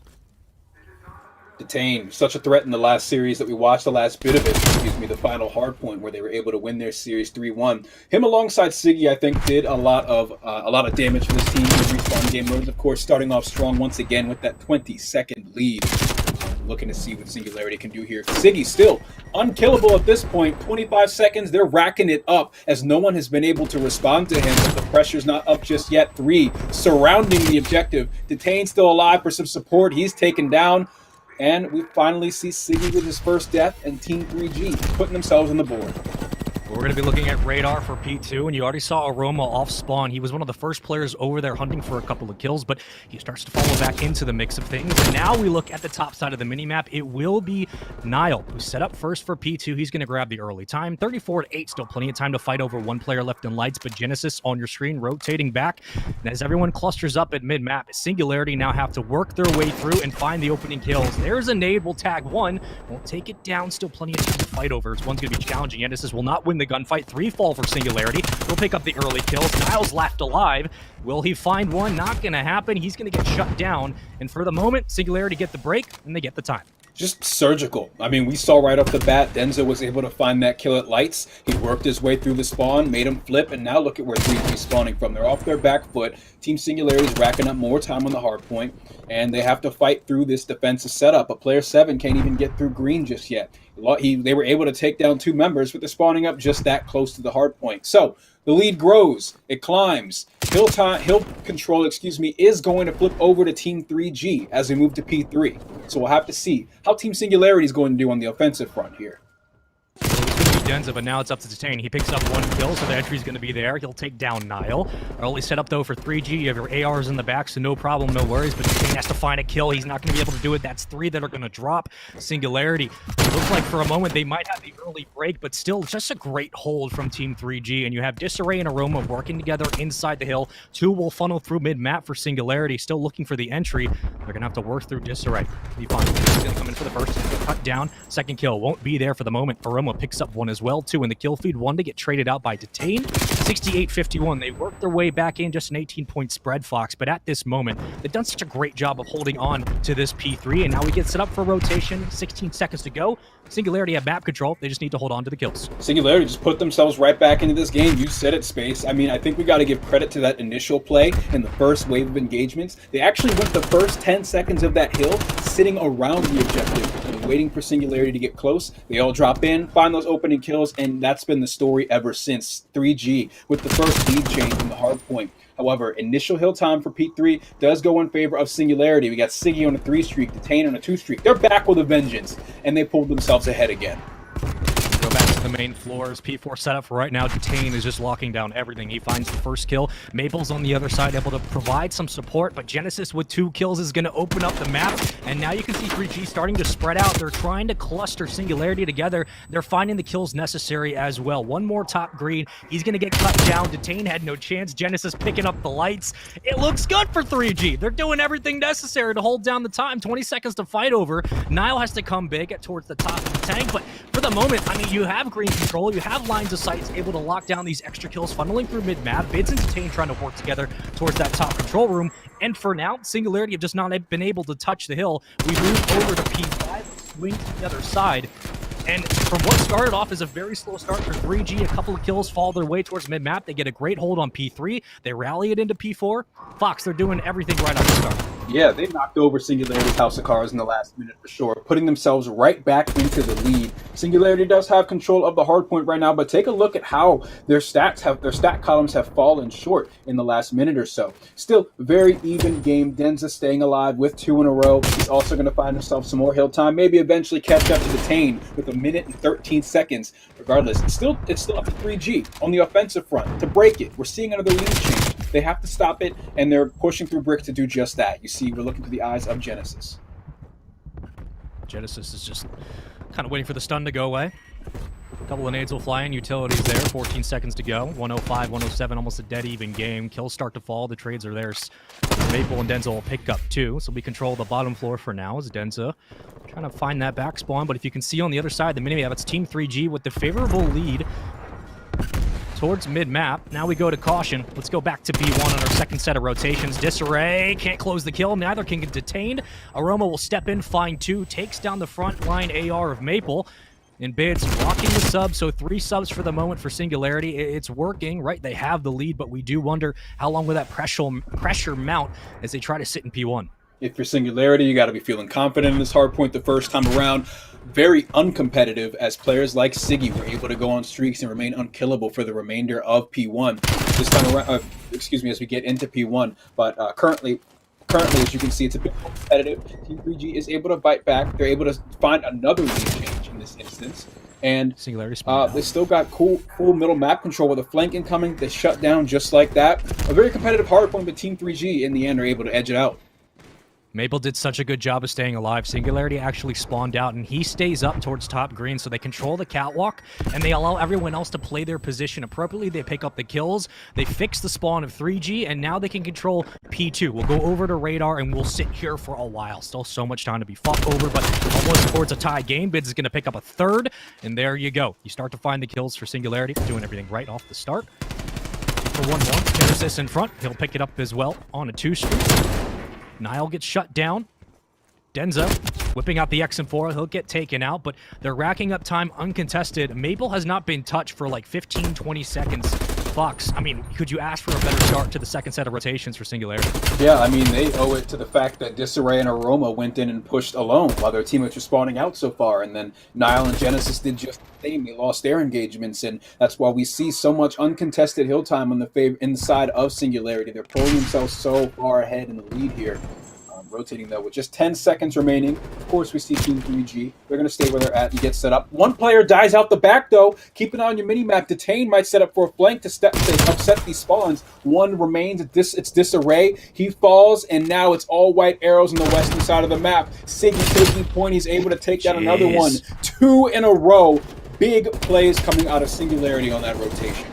Maple's on a 7 streak. He got 2 off rotation. They just completely blew this hill wide open. I don't know how they walked their way through and found the kills necessary, but they have control. Detain is back there with an XM4. The shots come through. They ring out. They pick up 2. Team 3G finally getting themselves back involved in the kill feed, but they have hill control. It's only one left alive. Nile. There's a trophy down. You do have to worry about the utility not being a factor. 2 kills come for Singularity. They're going to funnel through caution. Can they pick up the kills necessary? Well, yeah. Detain and Maple are going to work together. 190 to 151. 18 seconds to fight over, but Disarray throwing down everything in that clip. Has to reload. Not much else to give. Bids is going to pick up the first kill on the entry. Second goes to Disarray. The trades are there. Bids gets a team kill, and 190 to 156. It looked good for 3G. They fail to hold. They get the retake back, but at the end of the day, that's just a net 0. Nobody gets much off that hill, and that's all thanks to Maple. He was on a 7 spree, 19 and 12, and Denza right there with him. Singularity controlling mid-map, but they're controlling the rotations when they need to. Yeah, big plays out of Maple, as you said. He's been a force so far this map. 20-second differential at this point. No control over the Hardpoint. Going to be a bit of a dogfight here. However, numbers heavily in favor of Singularity, as the closest one to the action is Nile. That's a big stop onto Maple up top. The Ray Boss is down. He's still got some more trouble to find, and he finds it right between the eyes. Taking down Detain. Catwalk is his. Nile is waiting for support of his team. They're able to get some hill time. The spawns are coming up from arches, and they end up overwhelming him. But that was a great effort from him for the side of Team 3G. Last time we were here, Fox, it was 3G here first, and then Singularity just broke in within 10 seconds, and you saw Denza sitting up pretty, was uncontested for a while. Nile and Genesis working the floor together. There's the utility, but the numbers aren't there. That's 2 kills for Singularity. Continuing to follow in. Maple just picking them apart before they get anywhere near the Hardpoint. Genesis with the challenge. Maple's going to back on up. No need to go in for the contest. Still so much time to fight over, but you're working through the angles. Disarray can't find the kill, but Maple's still alive. Picks him up as well. That's 4 dead. Somehow they spawn out. Maple with the beams. 219 to 186. They have complete control of P5. They have 3G spawning all the way out towards that back gun, and there's really nothing you could ask for more. Singularity in a prime position to take game 1. I mean, really, Maple's asking all the questions. Team 3G has no answers. This man's been double positive for most of this map, and you see why. Just gunning from a distance with the XM4, picking up SMGs and shutting them down close range too. I mean, he's such a force, such a threat on the map, and you see it unfold here too as the Hardpoint was contested and he takes it over on his own. A 6 streak to his name at this point, a minute of hill time, only 15 seconds separate Team Singularity from their victory, and Team 3G, they really got to shut this man down. He's been on 2 separate 7 streaks, Fox. How hard is that to counter when you're the opposing AR is taking you down 1 by 1? Only need 8 seconds. Here comes the contest. Nades will fly out. Hill time for Singularity. Contest again. Genesis going to be in the corner. Nile with 3 huge kills. Double kill with the nade. 1 with the AK. And for the moment, they'll stay alive. Now working the floor. As Singularity players begin to flood through caution. Dense is going to get cut down. Nile still staying alive. Finding the kills in the back. And they've been able to isolate the spawn, so now Singularity will spawn on out, but they can give up this time. They're just going to rotate towards radar, and that's exactly what they should do. It's Denza and Maple spawning up together. They're going to flood through mid-map and still contest this time.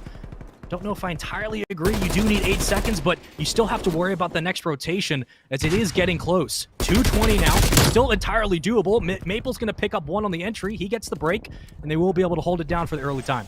The play call is to give the scrap time over to 3G. Let's see if it works out for them. Just 7 seconds separates Singularity from a victory. We saw how well they were able to hold the hill last time. Maple went untouched for almost the entirety of the hill. He's looking to do it again with the double. He finds the kill for the second kill on his defensive positioning. Singularity is able to close out B2. We don't give MVPs. but if we could, I think Maple might take it. Can we get a unanimous consent here? Can we just all agree that look. Maple was single-handedly the reason why they were able to break through that P3 setup? Two times separately, 7 streak, locking down lights, locking down caution. When you don't give 3G any room to move in lights to cut down that catwalk and cut down players moving through green, thanks to Maple, you don't have to worry about getting crossed through mid-map. You don't have to worry about getting pressured all the way towards those back spawns of P3. This was just a phenomenal map from Maple, and that is why it was so surprising that Singularity were having these issues, because when Maple's popping off like that, when Vids can be a flex and run whatever setup he wants, and you don't have to worry about Denza or Detain, that's what makes this team scary, Fox. And it just, you see it there, right? We go into S&D, we're still looking at the hard point and just how easy it looked on those retakes, on these initial early rotations. I mean, what did you see from Singularity that stood out to you? I mean, hey, if you're all just tuning in, we're seeing Singularity up 1-0 in this series, and it was the Maple show all map long. I mean, he was just running through them with the XM4. We even got some replays to take a look at some of the action that unfolded, because there was a lot of it, and Maple was at the head of it. So we can tune into that. Yeah, and again, even in these replays, you see Nile, who was a force down on the floor. He was able to pick up 2-3 kills consistently. He kept them alive when contesting the point, when contesting those hills in rotation. Nile was a huge factor, but you can't overlook the trades. It was Detain, it was Bids, it was Denza towards lights, moving through mid-map, picking up kills left and right. And more importantly, it was Maple. They had a whole setup for 3G. They were there on P3 early, but with Maple locking down caution, there's not much else you can work through. And your subs from Singularity just started eating, and Maple was uncontested, unchallenged. They flipped the spawns, and now we go to S&D, and I wonder, has Maple just hit another level? Have Singularity started clicking? Because that is the best we have seen Singularity look at Hardpoint in 2 weeks. They just looked unstoppable. Oh yeah, fed and satiated is Maple. That map was way too easy for him. In the replays here, what we're seeing is a bunch of the flashy kills, but what we're not seeing is the plays that set them up. As you mentioned, flanks from Denza, stellar positioning and rotational effort from the side of Singularity, and it spelled out to be a wonderful hardpoint win. Well, now we go to S&D on the same map. Garrison, we'll see you up next. And again, if Maple's going to keep eating like this, if he's going to keep finding a way to be involved on a play, continue to isolate players. Again, it's 4v4, folks, so there's not a huge disregard for First Bloods anymore. Like, they actually matter again, which means that you have to play your life appropriately. Maple looks like he's in final form now. So we go to S&D. We look at Denza. More specifically, I'm looking at Bids. And I'm looking at Detain and Denza, right? The frontline subs, the first aggressors. I need them for Singularity to continue to be aggressive and help Maple get into the right position so you can trade effectively on the other side for 3G. Nile was a step up in that map. We popped on Genesis's POV a couple of times. He was able to find a kill or two when it came to moving into the hill. But Fox, if you have to look at someone from 3G, at least just slowing down Singularity at this moment, who are you looking at? Who do you need to step up in this S&D? That's a tough ask. It looks like they couldn't figure it out in the last 10 minutes, right? I mean, it was just Maple running through the competition. But still, as we mentioned, on the side of Singularity, Nile was putting up a great effort in terms of stopping the objectives, some crucial multi-kills, running around on the floor a lot with that AK-74U. Maybe we could see him be a bit disruptive, but it's hard when you got Maple in the back line staring you down. Well, so many close corners, especially on Garrison, right? Like, you're talking about moving towards that B-bomb site. You're talking about basically one long line of sight, whether you're top green, looking towards lights, looking towards caution. If you are towards that back P1, you can cover a lot of the middle map. But let's get into game number 2. I'm looking at the ARs on both sides. They need to be able to lock this middle map down, and they need to be able to control vents, right? That's where Detain and someone like Bids will really have a field day. But here's a look at the maps. Garrison, Raid for control, Moscow to close out the series if we need to go the distance.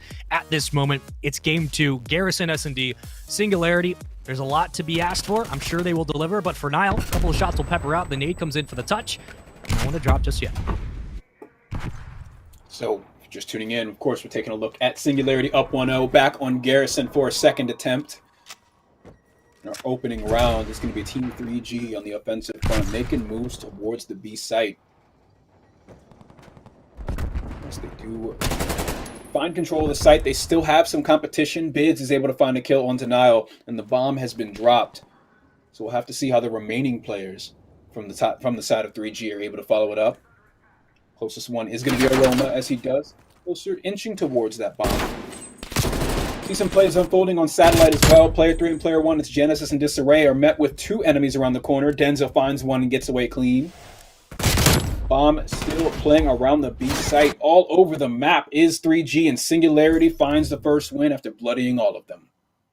I was watching Genesis on the minimap, and I'm thinking he could play spoiler if they get through, if they're able to rotate, but Aroma was there. He gets immediately gunned by Maple, and that basically the entire right side of the map just closes down. Not much really you could ask for. 3G played it pretty well, but they lost the timing, and Singularity pick up the first round, and they continue on from what we saw in the Hardpoint. But off the start, Fox, we saw Denza, who had the early peak.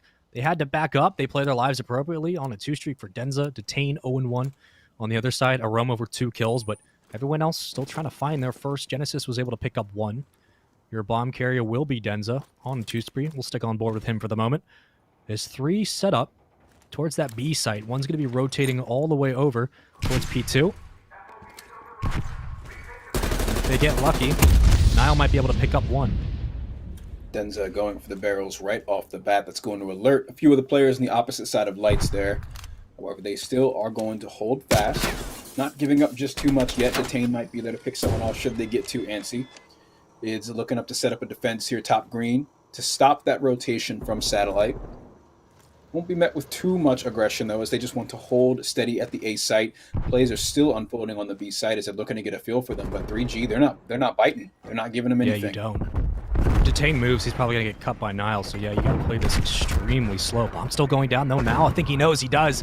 Gets the kill before the bomb actually gets planted, so the trades come in, but it's favorable for 3G. They had the positioning. Disarray picks up bids. The trades start to fall. 46 seconds to go. Maple trying to find 1. Disarray on top of the radar. Can he find the kill? He will. Maple gets cut down. Numbers advantage, and that's it. Team 3G will pick up their first round in S&D as the numbers started to fall. The map pressure became too much. Singularity really couldn't close it down. 3G, tip your hat to them.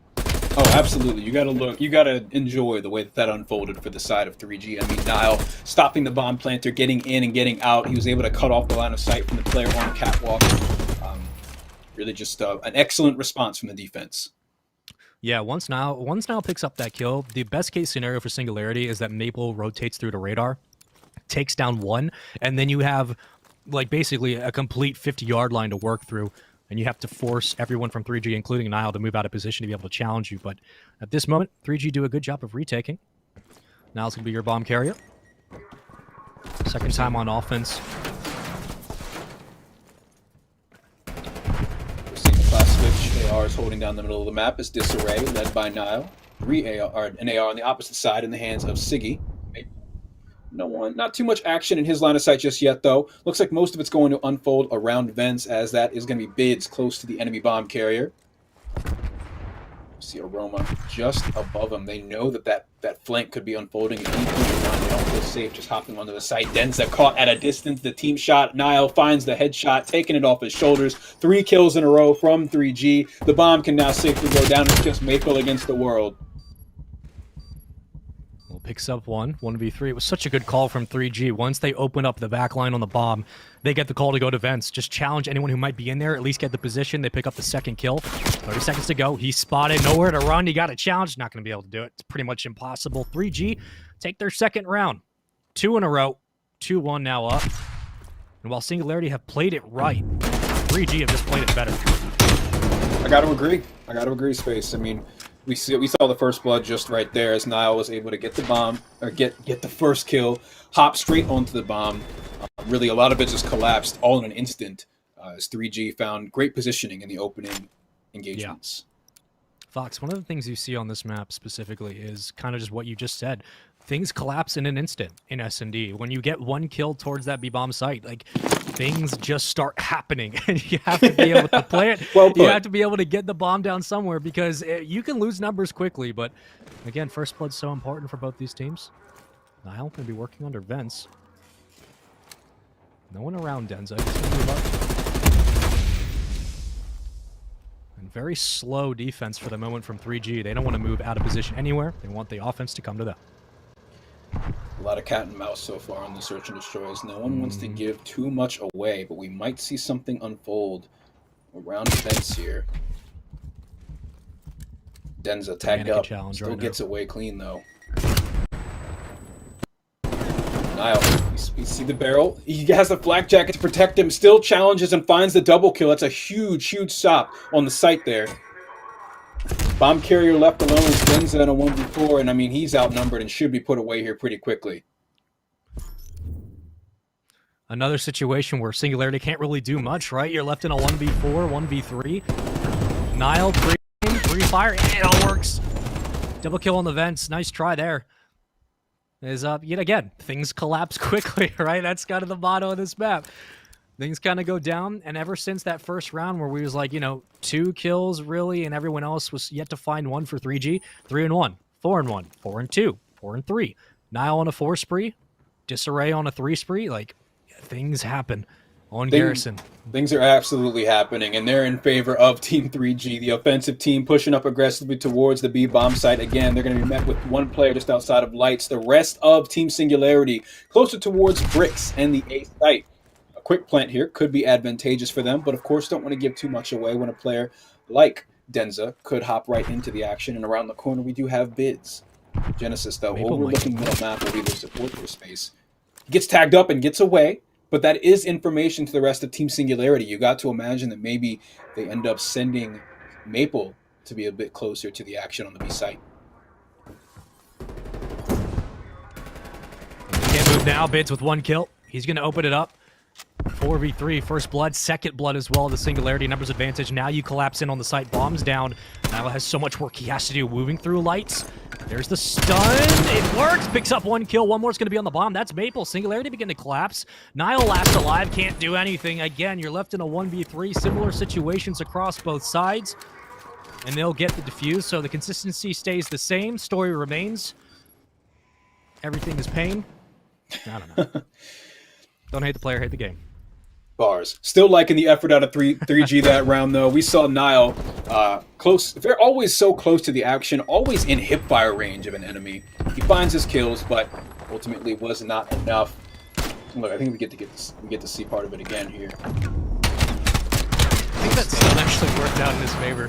He was trying to bank it, and it just kind of fell behind the boxes. Coming into our next round, we're seeing Team 3G up 3-2 in the Search and Destroy.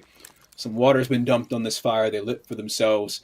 We saw in the previous round a 4 streak and 2 3 streaks, but Team Singularity has been able to bounce back. They now find themselves on offense on Garrison S&D. A tough feat indeed. Looks like most of their players opting to go towards the B bomb site as we see a 3-stack on A from 3G. Again, this play unfolding out on the B site quickly here would be advantageous for them, but it's just not that simple on Garrison. You can't know what's waiting for you around Lights. Well, Bids takes down Genesis. It was a 3-1 split for 3G, so that island player is now taken out of the play. And unless there was extra info to go along with that kill, they have no idea how stacked A is. Here comes the challenge. 1, not 2. Aroma picks up the kill. Detain will trade it out. 1v2 as he picks up 1. Disarray. Nading. Bomb side. He might get lucky. Maple's still around the corner. Can't challenge bomb. You can't chew through that. Trust me, I've tried. There is nope. Detain still alive. Maple's still alive. And of course, in the weirdest 1v2. Yeah, and of course, Flak Jacket keeping him cozy on the site. He's going to get 45 seconds on the clock. That's what Disarray has to work with to eliminate these 2 players or go for a defuse. But they're not giving it to him easy. Look at how much time they're wasting. Throwing shoulders around the corner, and that's it. That's all you get, Disarray. 20 seconds left on the clock, and he's opted to move on to the bomb site. This will pressure the Singularity players to peek it eventually. He catches 1 off guard. 1 more on site is Detained. He's playing Vents.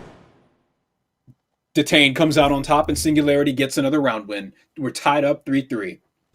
That was such a weird, unusual 1v2 situation. And I give Singularity all the credit in the world for just getting let the play breathe, right? Make him make the play, and they back up, but still, like, a little too close for comfort. Singularity all tied up 3-3. 3G went up 3-1. They give up 2 rounds in a row.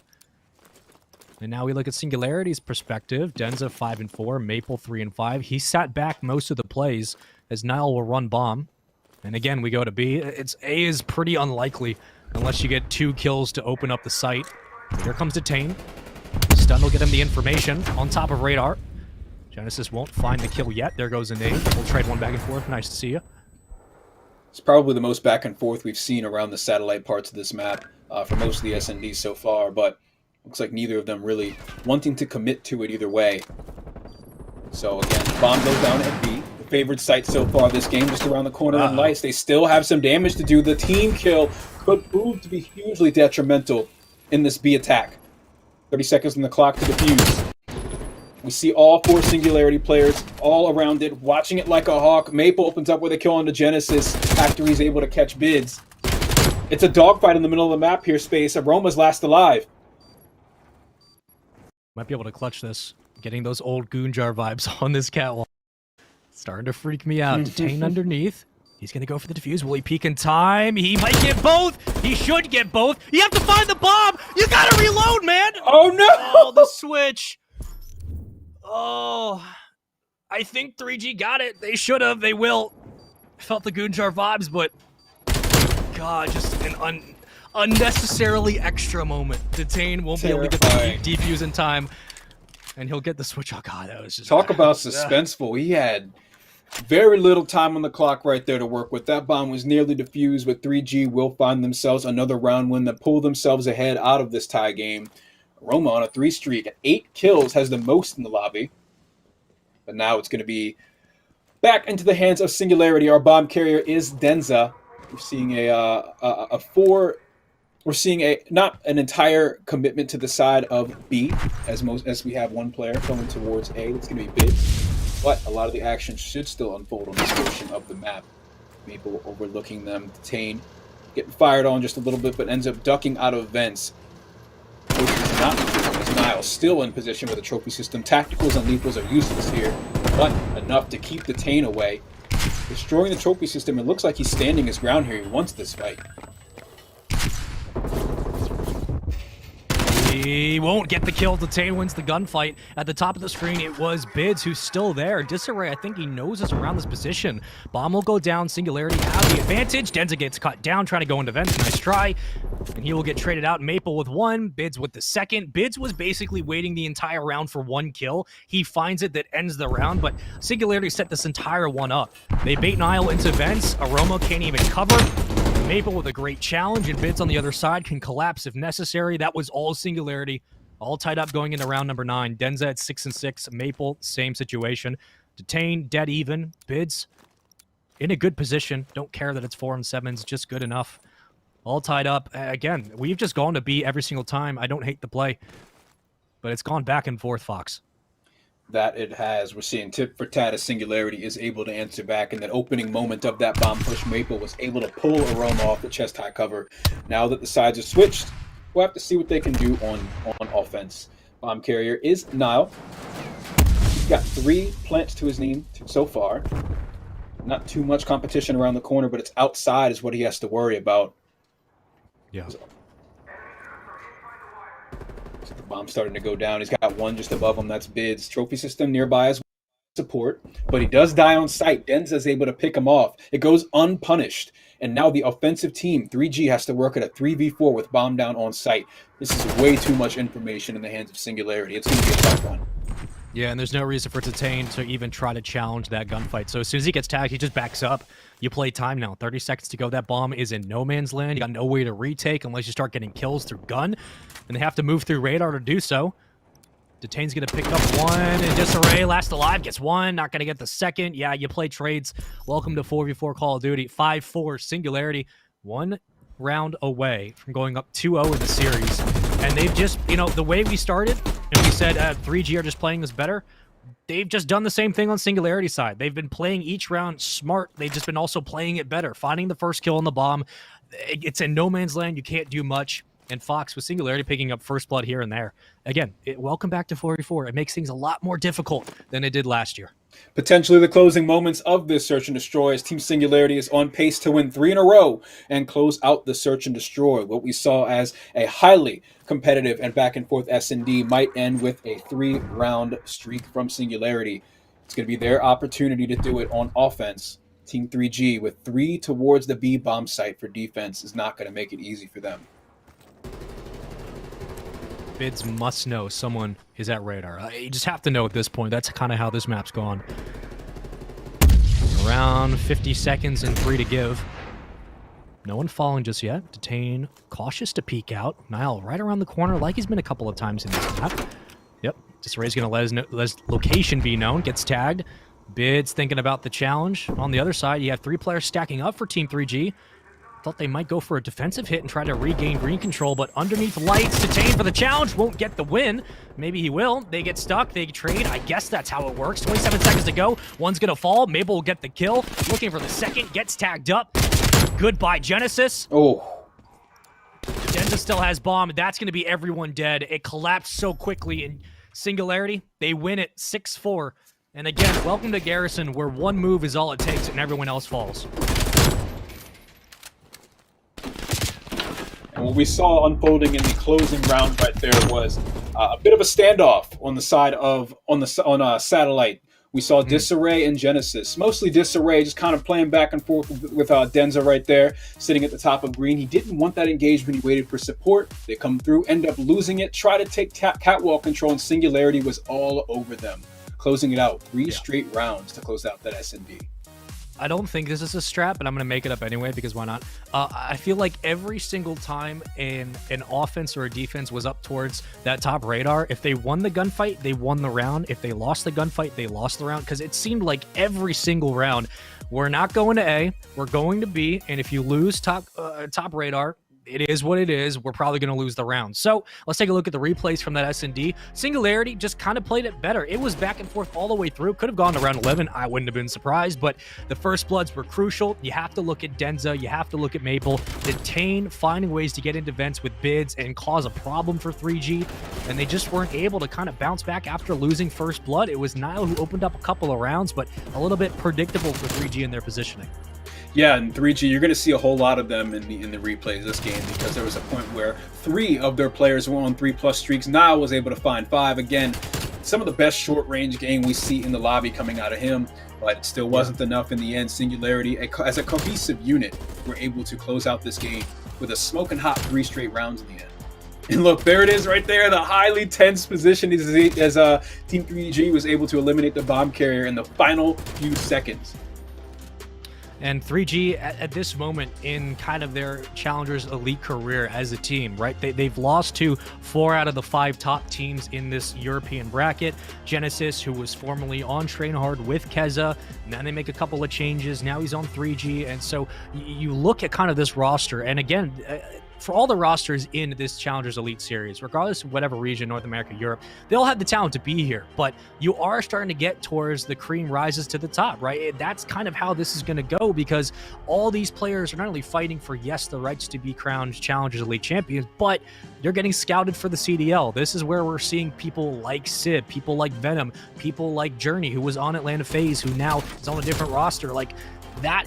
Those are the players we're going to be seeing thrown throughout these different teams, because they're all trying to fight for a chance to be pushed up to a starting position. But we go into raid control. We look at Singularity. This was a must-win series, both series-wise and map count-wise. They needed to come in and win 3-0, 3-1 to continue to give them possibly a chance, because they have lost so many times.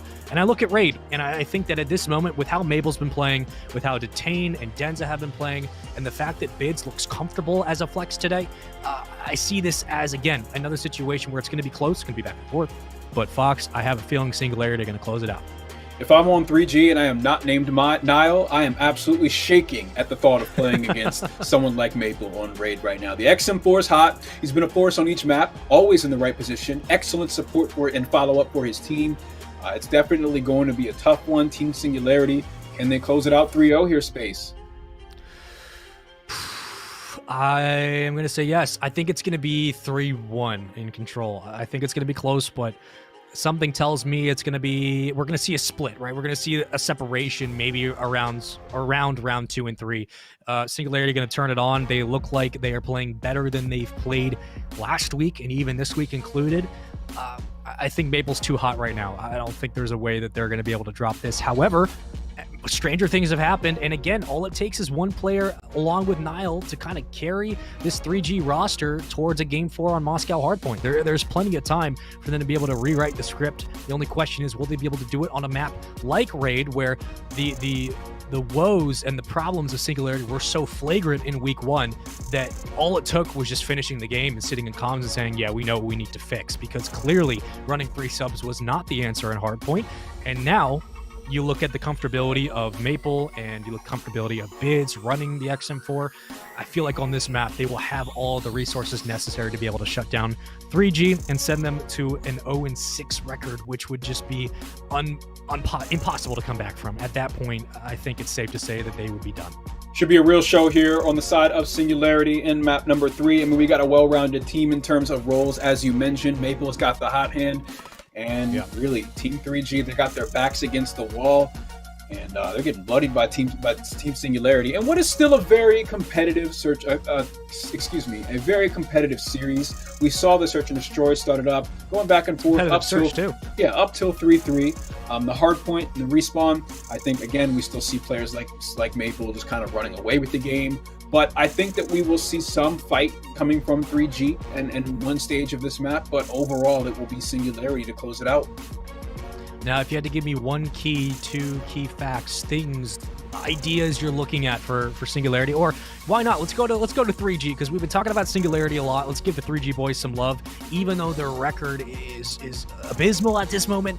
I look at Nile. Yes, he has to continue to be the catalyst for this team. There's no question. But also, Genesis Aroma. What are we looking at for this team? What do you need to see from one of these players to rally the troops onto raid and get them to a game 4? What we will see is Nile and Circle doing damage. This is one of the stronger submachine guns from the side of 3G. And for that point, that control point, he's going to be crucial in their efforts to maintain control of it. Still, he's going to have to deal with Maple firing on him from either top launch or top art, and that can't be easy to deal with. The secondary decision-making for 3G needs to be in complete succession. It needs to be on all points. You have to be able to move through your progressions through mid-map. If you can't, you will fall behind quickly. We got raid control. Raid's back. I feel like I'm smiling in all facets of my skin. This is it's a great map. It's one of the best maps in Call of Duty, period. I love the fact that it's back in rotation this year. I love the fact that it's for all 3 game modes. It makes me such a happy person, and that means we get to watch it for game 3. Singularity, you guys know the deal. They're up 2-0. Team 3G, if there was ever a time to say desperately need a win, now is the time.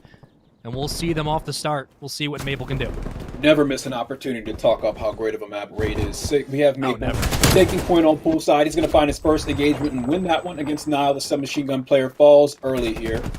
Again, this is a game mode with a pool of lives, so take a look at the bottom portion of the scoreboards to see what that's looking like.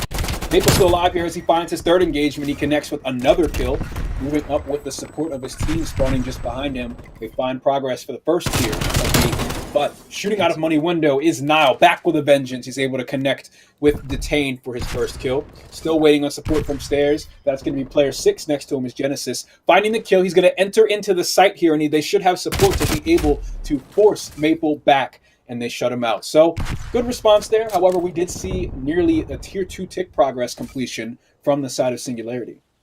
And I like what I'm seeing because they're going towards Spiral. They're just saying we're going to get both at the same time. So 1 tick onto A. 22-23. Lives in favor of 3G. 1 more will drop. Genesis is going to pick up a disgusting kill. Trying to work through Zig. And now he works through the back of Spiral. Can he find Detain? He finds the foot, but teammates are there for support. It's Aroma picking up 1. Gunfight goes the way of Detain, I guess. Nile picks up the second. Bids will pick up Nile. They trade back and forth. The second take is in onto A. B is still being pushed. Singularity have numbers there. 18-16, 2 to give. And now we start to see Bids at the bottom of your screen in basketball court. If he picks up 1, then you pressure through money. But for the moment, Detain on your screen has to find Nile. So weak, still finding the progress onto B. It's Aroma in the back. 1 gets shut down, all thanks to Detain. And the numbers start to follow in at Team 3G trying to stop the progression. If you're Team 3G, you're going to need Disarray to stay alive. You need this middle map control to be able to cut off anyone coming to the A site. That's actually going to be Genesis taking it over for him, as they have to keep flipping back and forth because there's so much tick progress being made for both teams. Kills being traded. It's a slugfest at the moment, as Team Singularity is contributing their resources to both sites at the same time. Progress on A is looking to be completed. Top art is Nile connecting with a huge headshot on the Bids as he steps into the site to reset the progress. 14 seconds remaining on the clock. Maple in position to lock down B alongside Denza. Let's see how it unfolds with Disarray around the corner in the court. Gun engagement goes in favor of Team 3G, but and in the end, they're able to still capture it. So now it's all down to point A, Space. Nile with just a massive kill because, yes, you give up B, but still, I mean, look at where the spawns are for the moment for 3G. You can work through Spiral and just funnel through one at a time, just siphon your resources there. 6 and 6 for Bids off the start. Maple 5 and 5. Everyone else around dead even. We'll give them, give or take, 2 kills. 2 will fall. Singularity picking up a couple.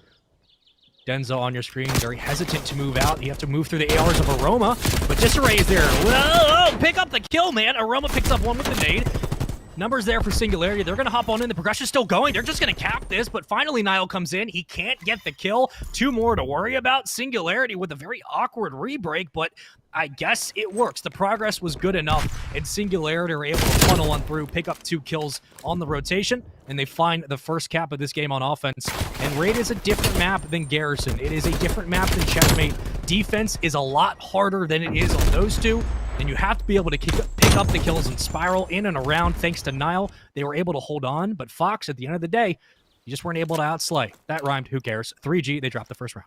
Yep, and as you mentioned, it's that defense is so difficult, right? Because if you're committed to one site, you are not going to get to the other just as easily. Taking a look through the eyes of Singularity, we see a 3 streak and a 2 streak in the side of Oh God! Oh God! Engagements, Bids connects with 3. That's a big stop right off the bat, and he's able to defend Zone B very easily. Not much of a response, but coming out of bedroom is 3G for their next attempt. No one's home. They could hop right onto the point, and Team Singularity needs to bite down. Tane thinking about it. Disarray underneath. Bids on the other side. 1-2 punch will come in. Possibly no. Bye, Bids. We'll see you later. Denza with 1. Nile drops. Denza with a 2nd. Everyone starts to drop. Tane coming in for the 3rd. Genesis with the cleanup. 1 will fly in. No one's near the point, but Team 3G have committed a lot of resources towards B. 6 life differential in favor of Singularity. Trying to spawn trap. Not going to work this time. 2 kills will fly back. 3G have plenty of time to be able to move towards A, but they're not even committing any resources over there. They are so committed and so determined to get this tick in. They'll get the 2nd. There it is. Only 1 more needed. Denza's moving through money. He's in kitchen waiting and ready. And it looks like they might just be able to pick up B. I think Singularity's giving this up and electing just to go back to A. Yeah, that's going to be the end of it. Maple's going to have to be the player to find at least 1 kill as they rotate over towards the A site. He's already got his team supporting the defensive front. As he finds 1 kill, they end up trading it out, and it zeroes out to not much. But defense is still in favor of Singularity. We got player 1, Bids, is on pillar patrol. Nile shuts him down, so middle map wide open to the side of 3G. At one point, it was like a 5 or 6 life difference for Singularity in favor of them.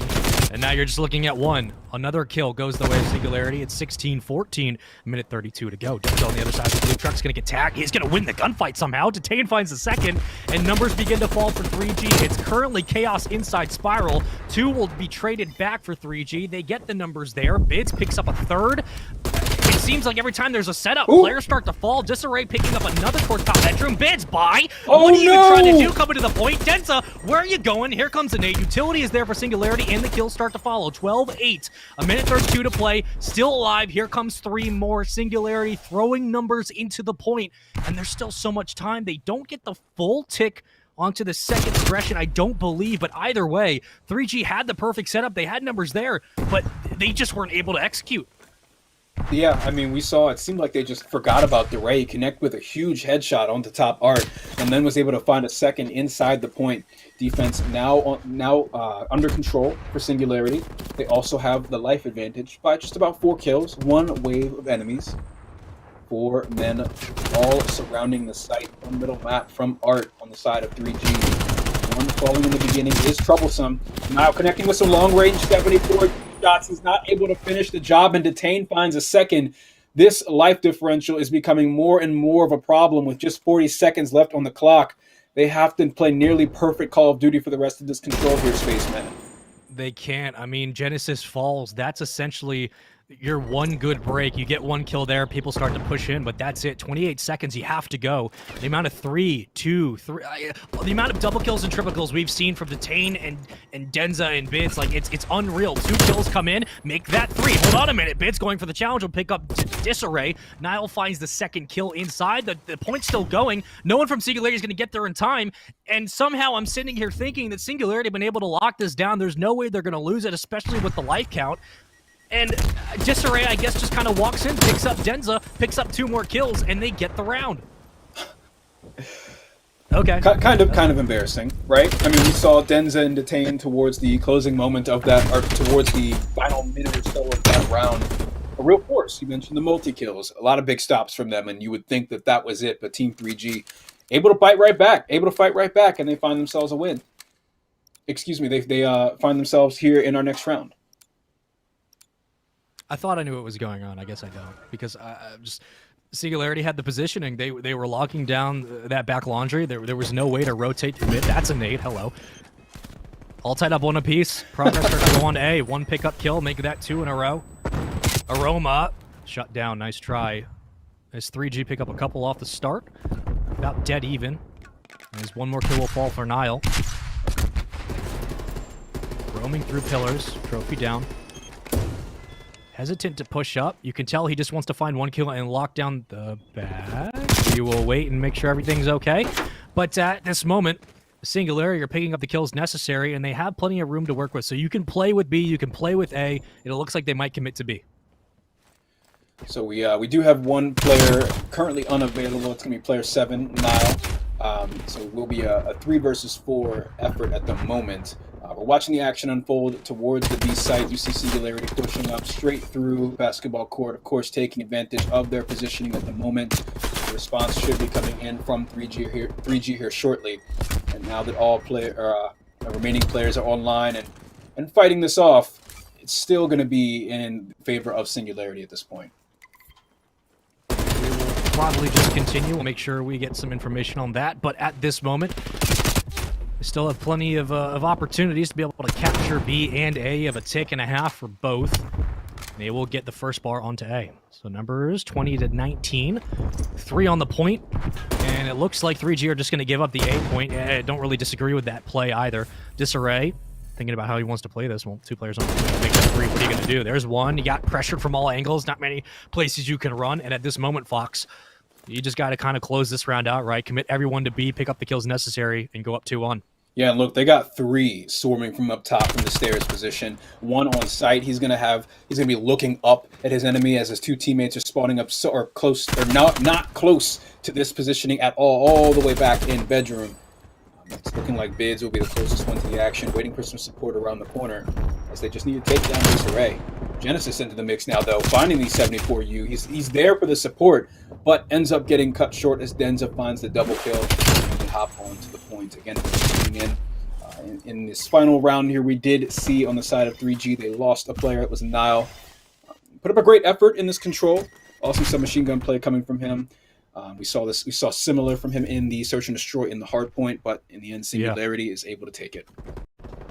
Yeah, and look, in any situation, certainly anything is possible, but if all the people to lose, right, Nile, who's been electric for them the entire series, arguably one of the best players on this roster, and it just happens, right? It just happens. It's the only thing you can really say, and at this moment, if you're just trying to re-galvanize the troops, that's what you got to say, right? Like, hey, he's out of it. That means we have to pick up the load. Singularity, it looks like we might be just looking at 3G deciding to say, you know what, this is map 3, Singularity's up 2-0 in the series. We're going to go ahead and close out the map, give them the win. At this moment, that is the information we're going to operate with. So Singularity will take the series 3-0. They were up 2-1, and it looked like they had numbers advantage before Nile did unfortunately drop. At this moment, that is what we're rocking with. Singularity take the series 3-0, and a very, very necessary 3-0 win, right? Like, we're getting to that point where they're on the edge, they're on the cusp of being knocked out. Any 3-0 is a good 3-0. And looking at this series as a whole, Fox, what did you see from Singularity specifically, looking at how Bids and Maple were able to step up? I saw them firing on all cylinders, but you said the big names right there, Bids and Maple. Excellent effort from them. The XM4 in the hands of Maple was a real force from map 1 all the way to the conclusion of map 3. So expect to see more of that out of the roster in the coming weeks. Yeah, and unfortunately for 3G, like, there's a lot of talent on this roster, you can tell, but it still seems like maybe they're just not all on the same page. Maybe they just need a little bit more time in the lab to get things right. But for them, unfortunately, you're looking at a situation where they just drop down in the rankings. They go down 0-6 in series. Their map count at this moment is 4-19. So it's hard to obviously kind of put into words, like, probably the disappointment for these players. But little bit of bright news. I'm being told we're actually starting from 1-1, so it doesn't really matter. Scrap all that 0-6 nonsense, Spaceman. We're getting back into the game. 1-1 for both teams. That's where we're picking up off of. And Niall, it's good to see you back. Yes, Niall, a crucial part of the success for 3G so far in this series, finds the first kill in the lobby. It's a bloodbath here as we get to control point A. Niall still coming back with a vengeance. He's able to find 2 kills in defending this point. He knows the fight is still coming from Art. With no control of mid outside of Aroma, he has to stay alive here. He's able to do just that, finding that first gun engagement. He's got the support of Niall as it looks like they're moving over to stop the progress at Site A.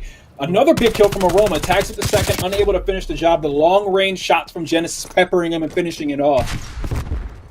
And we see Tick Progress halted once again begun once again at the A site. He's alone. Niall's at mid-map. Because he was near that courtyard, he actually gets the spawns from 3G back to the basketball court, so they can just keep putting numbers up on B. And he is still alive, so he can just move his way to A, and now you can split the resources. This has all been on Niall. 6-0 on a 6 streak. This entire setup, this entire defensive hold that's led to this life differential, this is all Niall. All of him going through mid-map. And the spawns are still favoring 3G. Look at where they are at 50-yard line. They have completely locked down Raid. There is nowhere for Singularity to go where they won't be spotted. Denza has to win the gunfight. Niall trying to stay alive. Teammates are there for support. Disarray finds him, the Guardian Angel, to keep Niall on the streak. And Niall will drop, but finally, 21-13. Talk about a restart. This is one hell of a way to come back into control. Oh yeah, what a great minute of Call of Duty. We got 10 seconds left in the round. You're going to need to see Team Singularity put something on the board here. They have progress being made at both control points at this point in time. So we're going to see a split coming from 3G. They send 2 players towards B, 1 sitting mid looking over through pillars towards A. And it looks like they're going to have to give that one up as all resources spent towards the B site to clear it out. Tick progress is made all the way through on A, and point secure. We get another 60 seconds on the board. Maple is so stupid underwater. Nope, never mind. Anyway, Aroma picks up the kill, and they're going to lock down B again. Still a minute to be played. A is completely gone. Denza with 1 in kitchen. On the other side of the top part of your mini-map, it's Genesis and Maple so close to one another.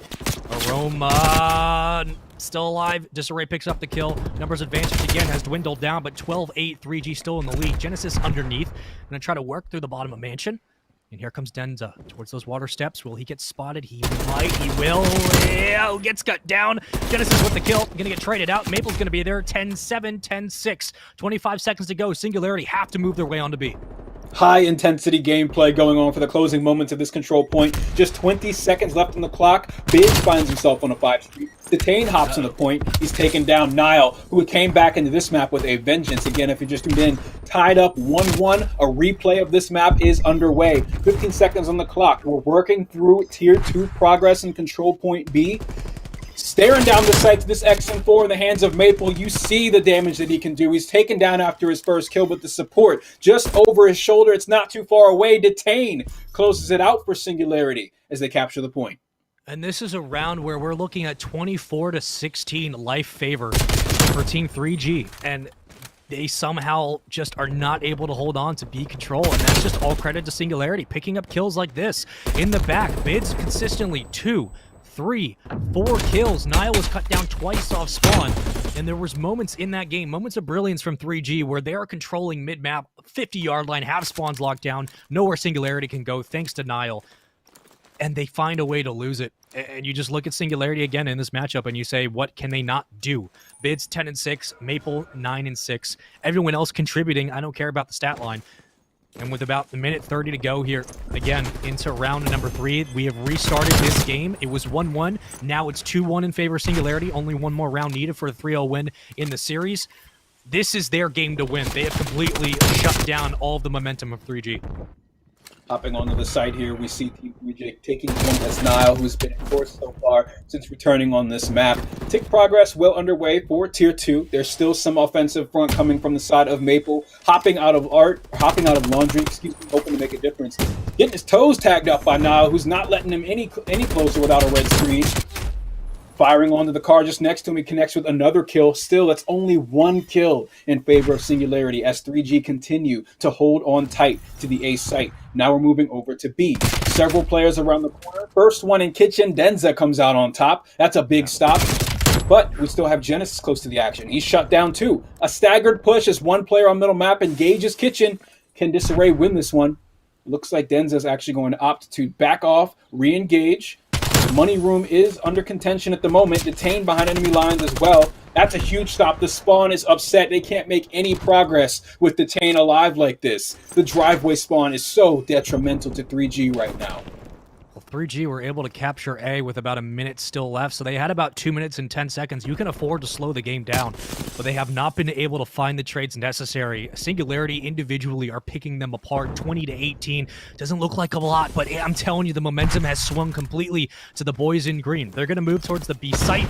Disarray doing his best to find 1 kill, will not do so, and just playing your life is so crucial. Detain with the help from Maple. They shut down 2 players. Aroma now in water. Detain's going to get cut down from top mansion, but look at the life count, 18 to 12. It has collapsed, fallen so far down. Maple continuing to pick up kill after kill. Nile doing the same thing. I'll hold on for a moment. They still need to move their way towards B though. You have a minute left. You've burned about a minute 18 off the clock. Haven't gotten any progression. That's the problem, Fox. They've had a minute 18 to get 1 tick, and they have not been able to do so. Nile approaching 20 kills. He watches his teammates fall before him on what could have been an excellent push towards the B site, but control is returned to the hands of Singularity. We see a 4 streak on Maple. We see a 2 streak on Denza, 3 on Detain. Life differential is growing steeper and steeper as Team 3G only has 6 lives remaining. Lots of back and forth on the pillars here, but we see Disarray come out on top. Is it enough? We don't know, as that life pool is steep on the side of Singularity. Denza fought a 1v2 at the top of the map and said, yep, this is the play, and just immediately gets obliterated. So Singularity feeling pretty confident about these individual gunfights. I would too, but hold on a minute. 10-3, this is going to be pretty impossible, but I will never say never. They're on the point. They need at least another tick, and they're getting close to it, almost halfway there. Genesis has to watch the cross, but if you're Singularity, you just push as a team. You play the trade, and that's what they're going to do. 10-1. No way you win this. They won't. Singularity make quick work, and that'll do it. Again, it was a restart at 1-1. Singularity were down in life count. They bring it back in round number 3, and in round 4, they absolutely smoke Team 3G off the map. Nile could only do so much, and Singularity get, again, a very decisive 3-0 win in the series. They needed this. For Team 3G, now you move to 0-6 in your series. Now you move to 4-19. And we look at this team and we say there's potential here, but maybe something needs to change, because even with the advantage, even with having the kill lead, they still found a way to lose it. And that's what scares me. They just were not in control at any point in the series. Oh, yep. Ali, Ali, you were able to watch all of it from the side. What did you think? What do you think of this 3-0 from Singularity? It was almost expected, but also a pleasant surprise. I wasn't expecting Singularity to come out so hot in the control, just because they are a very high engagement team. I was expecting them to play with their lives a little less importantly, as they do in their hard points, but they closed it out very cleanly. And the S&D Singularity, they got caught off guard by 3G by just a little bit, but they ended up to keep composure. They changed up their play style a little bit, and it ended up closing out in the end. And I feel like this is the series that Singularity really needed. I look at the S&D, Fox, and I think that again, we're going to bring out old stigmas. S&D is the swing game, right? Like, that is the moment when you needed to be able to pick up a game in the series to really change the momentum, to at least flatline Singularity a little bit. And with an S&D that went so back and forth and was kind of so predictable from both sides, the fact that you don't pick it up, I feel like because it was so predictable, that does more damage than had you just gotten blown out, because you should have won. You had it in the palm of your hand, but you just weren't able to close it out. And then you go into control, and there's moments where they have the lead, they have the kill differential, they have the ability and the resources to close out this game, and they let it go. They just let it fall away, and Singularity took what was theirs. They win the series. You see the recap here. It was 250 to 222. Hardpoint win in game 1 on Garrison. We go to the same map for S&D. They win it 6-4. And then we go to Raid, and they just never looked back. Even after the restart, I'm thinking, okay, 3G have just blown the doors open. And Singularity said, nope, that was just wind. We're still here, and they were able to win it. Fox, your thoughts on the entire series? My thoughts on the entire series is I think that everyone at home should shoot a good tweet over towards Nile and Maple on both sides in this matchup. We saw great effort coming from them. In the end, Singularity was able to close it out 3-0, but the fight never left Nile. It really didn't. And let's take a look at the standings, because now things have updated. We have seen 2.5 matches here. And more importantly, actually, let's take a look at the schedule, because we have gone through about half of our series for today. We have seen Train Hard and Connect 4. Train Hard won 3-0 over Connect 4. It was a surprising series, but a very impressive win from Train Hard. Then Team Singularity just saw 1 and a 3-0 sweep over Team 3G, bring out the brooms. It was a clean one at that. And now we look at the North American bracket. We got Maki Maki and Mr. Midmaps coming up in a little bit, and then Team Z followed by Higher. And I know that Maki Maki, Mr. Midmaps is not necessarily the most exciting for a lot of people. They feel like, oh, there are 2 teams sitting at the bottom of the leaderboard. Why would this matter? Because the rosters of these teams are so impressive that the fact that they're 0-5 or 1-14 in map count, it is disappointing. Allie, talk to me a little bit about, even when we look at a team like Maki Maki, Hollow, Jimbo, Sib, and Cells. You have Jimbo, Sib, and Cells on the same team. Sib, who was arguably the best amateur from last year, and this team just can't find anything. They can't even win 2 series. What's the deal? No, absolutely. I mean, I look at this team on paper, automatically my brain turns to, disgusting and absolutely, I'd be terrified of this team on paper, but now we see what their series are looking like, and it's like, what's going wrong? We have yet to see their match today, but we'll be going against Midmaps, which, has a couple veterans on it. It's got a couple of our ancient players, and, I'm looking towards our young guns a little bit more, but, it's such a toss-up. Neither of these teams are going as we would expect them to. Yeah, they're really not. And Fox, again, like Ali said, Draza, right? Former pro, was Optic Gaming last year. Fellow, former amateur champion, now currently signed to Dallas Empire as a sub, and former pro. Decimate, Nagafen. This is a stacked team. This is a team that when they made the announcement, everyone's like, oh God, they're going to run the circuit aside from Wester, aside from New York Subliners Academy. These should be top 3. They have yet to win a series. Like, they are struggling. I think they've won 1 map or something like that. So it's just talk to me a little bit about this team. Yeah, they're 0-4 at this moment. They won 1 map. Why are they struggling, do you think? You have 4 veterans on there. What's the deal? Yeah, so getting the chance to speak a little bit with Fellow, I did see him mention that his team just didn't come with enough intensity, especially in their first series. That was something that they said, and maybe that's haunting them throughout the rest of the day.